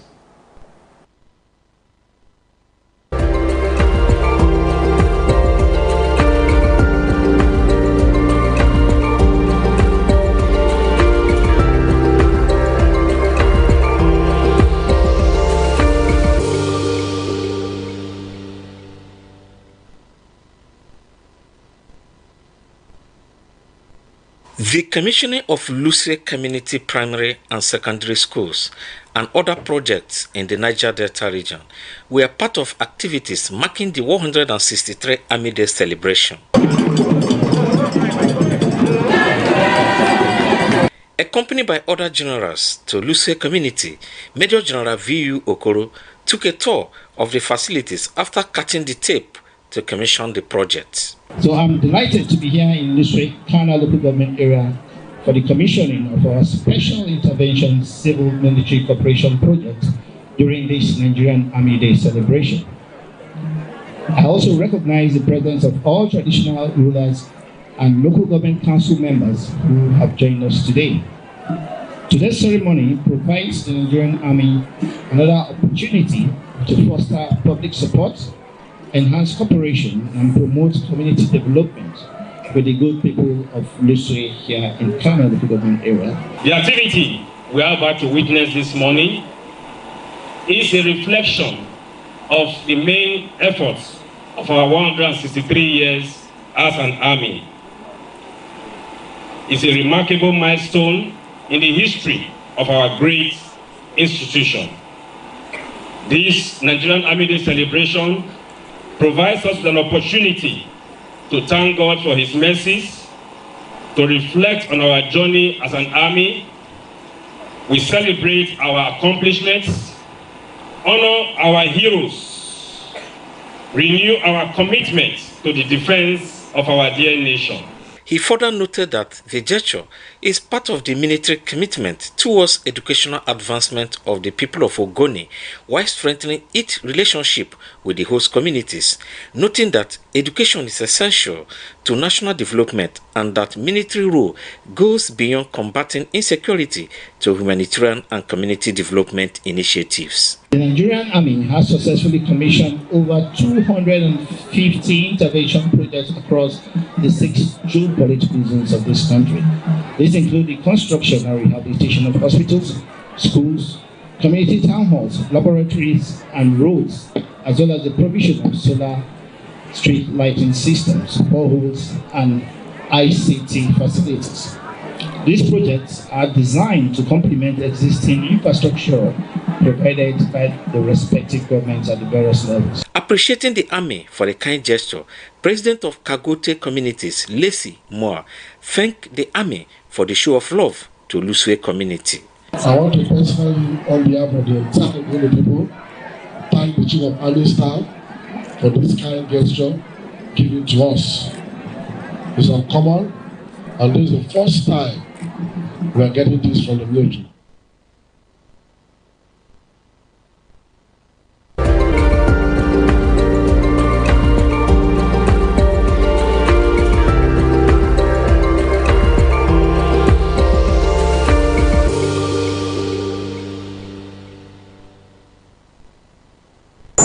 You're welcome back to Morning Express. Now let's welcome our next and last guest of the day to the studio, Major General Enenche, John Enenche, retired PhD, who is a retired Nigerian Army officer, security strategist, and defense communications expert with an illustrious military career spanning more than 3 decades. He has held several key command and strategic appointments, including Commandant of the Army War College Nigeria and Director of Defense Media Operations at Defense Headquarters, where he played a leading role in communicating Nigeria's military operations and national security efforts. A graduate of the Nigerian Defense Academy, he holds a PhD in Leadership and Strategic Studies and is a distinguished fellow of several professional military and management institutions, a recipient of the National Honor of Member of the Order of the Niger, and numerous military decorations. Major General Enenche, ladies and gentlemen, very good morning to you. Thank you, my dear. Thank you so much for the program. Thank you, my dear. Thank you. Well, we have a few minutes before we let you out of the studio, but let's your Army 2026, 163 years of servitude to the nation, protecting lives and property of Nigerians and ensuring that you and I, Cynthia and I, can stay here in the studio peacefully without fear of external aggression from other foreign nations. What exactly are we celebrating today, sir? Yes, today I would say that we are celebrating success and fulfillment after 163 years. Just imagine, I am about 60 years old. That means the army started over 100 years before I was born. Joining the army and seeing what we are doing, we are celebrating successes. For skeptics and people saying about us, but I will say that we are celebrating success because it is success, success, success. So this Military's Day celebration keeps reminding us of the very costly sacrifice that every officer actually go through just to secure Nigeria. Would you say this commemoration, this event held every year, actually provides one for patriotic collaboration for Nigerians and also gives us unity in diversity? Yes, I would say that because if you see the army engages Nigerians from all, let me go down to the nitty-gritty tribes, sections of Nigeria and regions. And for us, coming together and achieving success, like I said, it calls for celebration and it calls for us to be happy. And the sacrifices we have made, I would say it is worth it. Highly worth it, because how many people on their own say, let me now go join the armed forces, join the army in particular, and lay down my life. When we get in there, you forget about your life. All the first is that priority 1, Nigeria. Priority 2, Nigeria. Priority 3, Nigeria. Wow. And that is how it is. So that is why we are happy that we see happy, because otherwise left for our enemies. For instance, we talk about the terrorists now. They will not even want to see the army at all. They are targeted to wipe up everybody. But today, we are alive dealing with them successfully. That is why it is a patriotic celebration and happy for us. Now, let's talk about serving Nigerians beyond just the battlefield. Are there key areas where the Nigerian Army has done fantastically well, say perhaps non-kinetic approaches towards ensuring peace and security in our communities, beyond the guns, beyond the boots on ground, beyond the artillery? What other measures has the Nigerian Army taken to ensure that citizens are better served in Nigeria? Yes, you talk about reaching out to our immediate neighbors in humanitarian services. For instance, when the Army Day celebration is coming like this, one of the ones we now go to showcase is local services, like a lot of things like environmental cleanup and all that. Then, more importantly, our hospitals are open even to the communities that wherever we are located. We don't discriminate. Then the schools that we have, I'm talking about facilities and institutions now. So the army impact on the community and society beyond the battlefield in these areas and more. For instance, where we have things like facilities like water supply and all that, we provide to our neighbors, the neighboring communities around us, we give them. So that is where the army comes into play. You talk about schools. Yes, I have seen situations whereby we deploy our education corps to the schools to even serve, to assist the local schools around us. So those are the areas where we impact on the communities around us. Let's focus a little bit on the fight against insurgency now, which is perhaps the largest battle that the military in general, and narrowing it down to the Nigerian Army, has had to face in recent times: terrorism.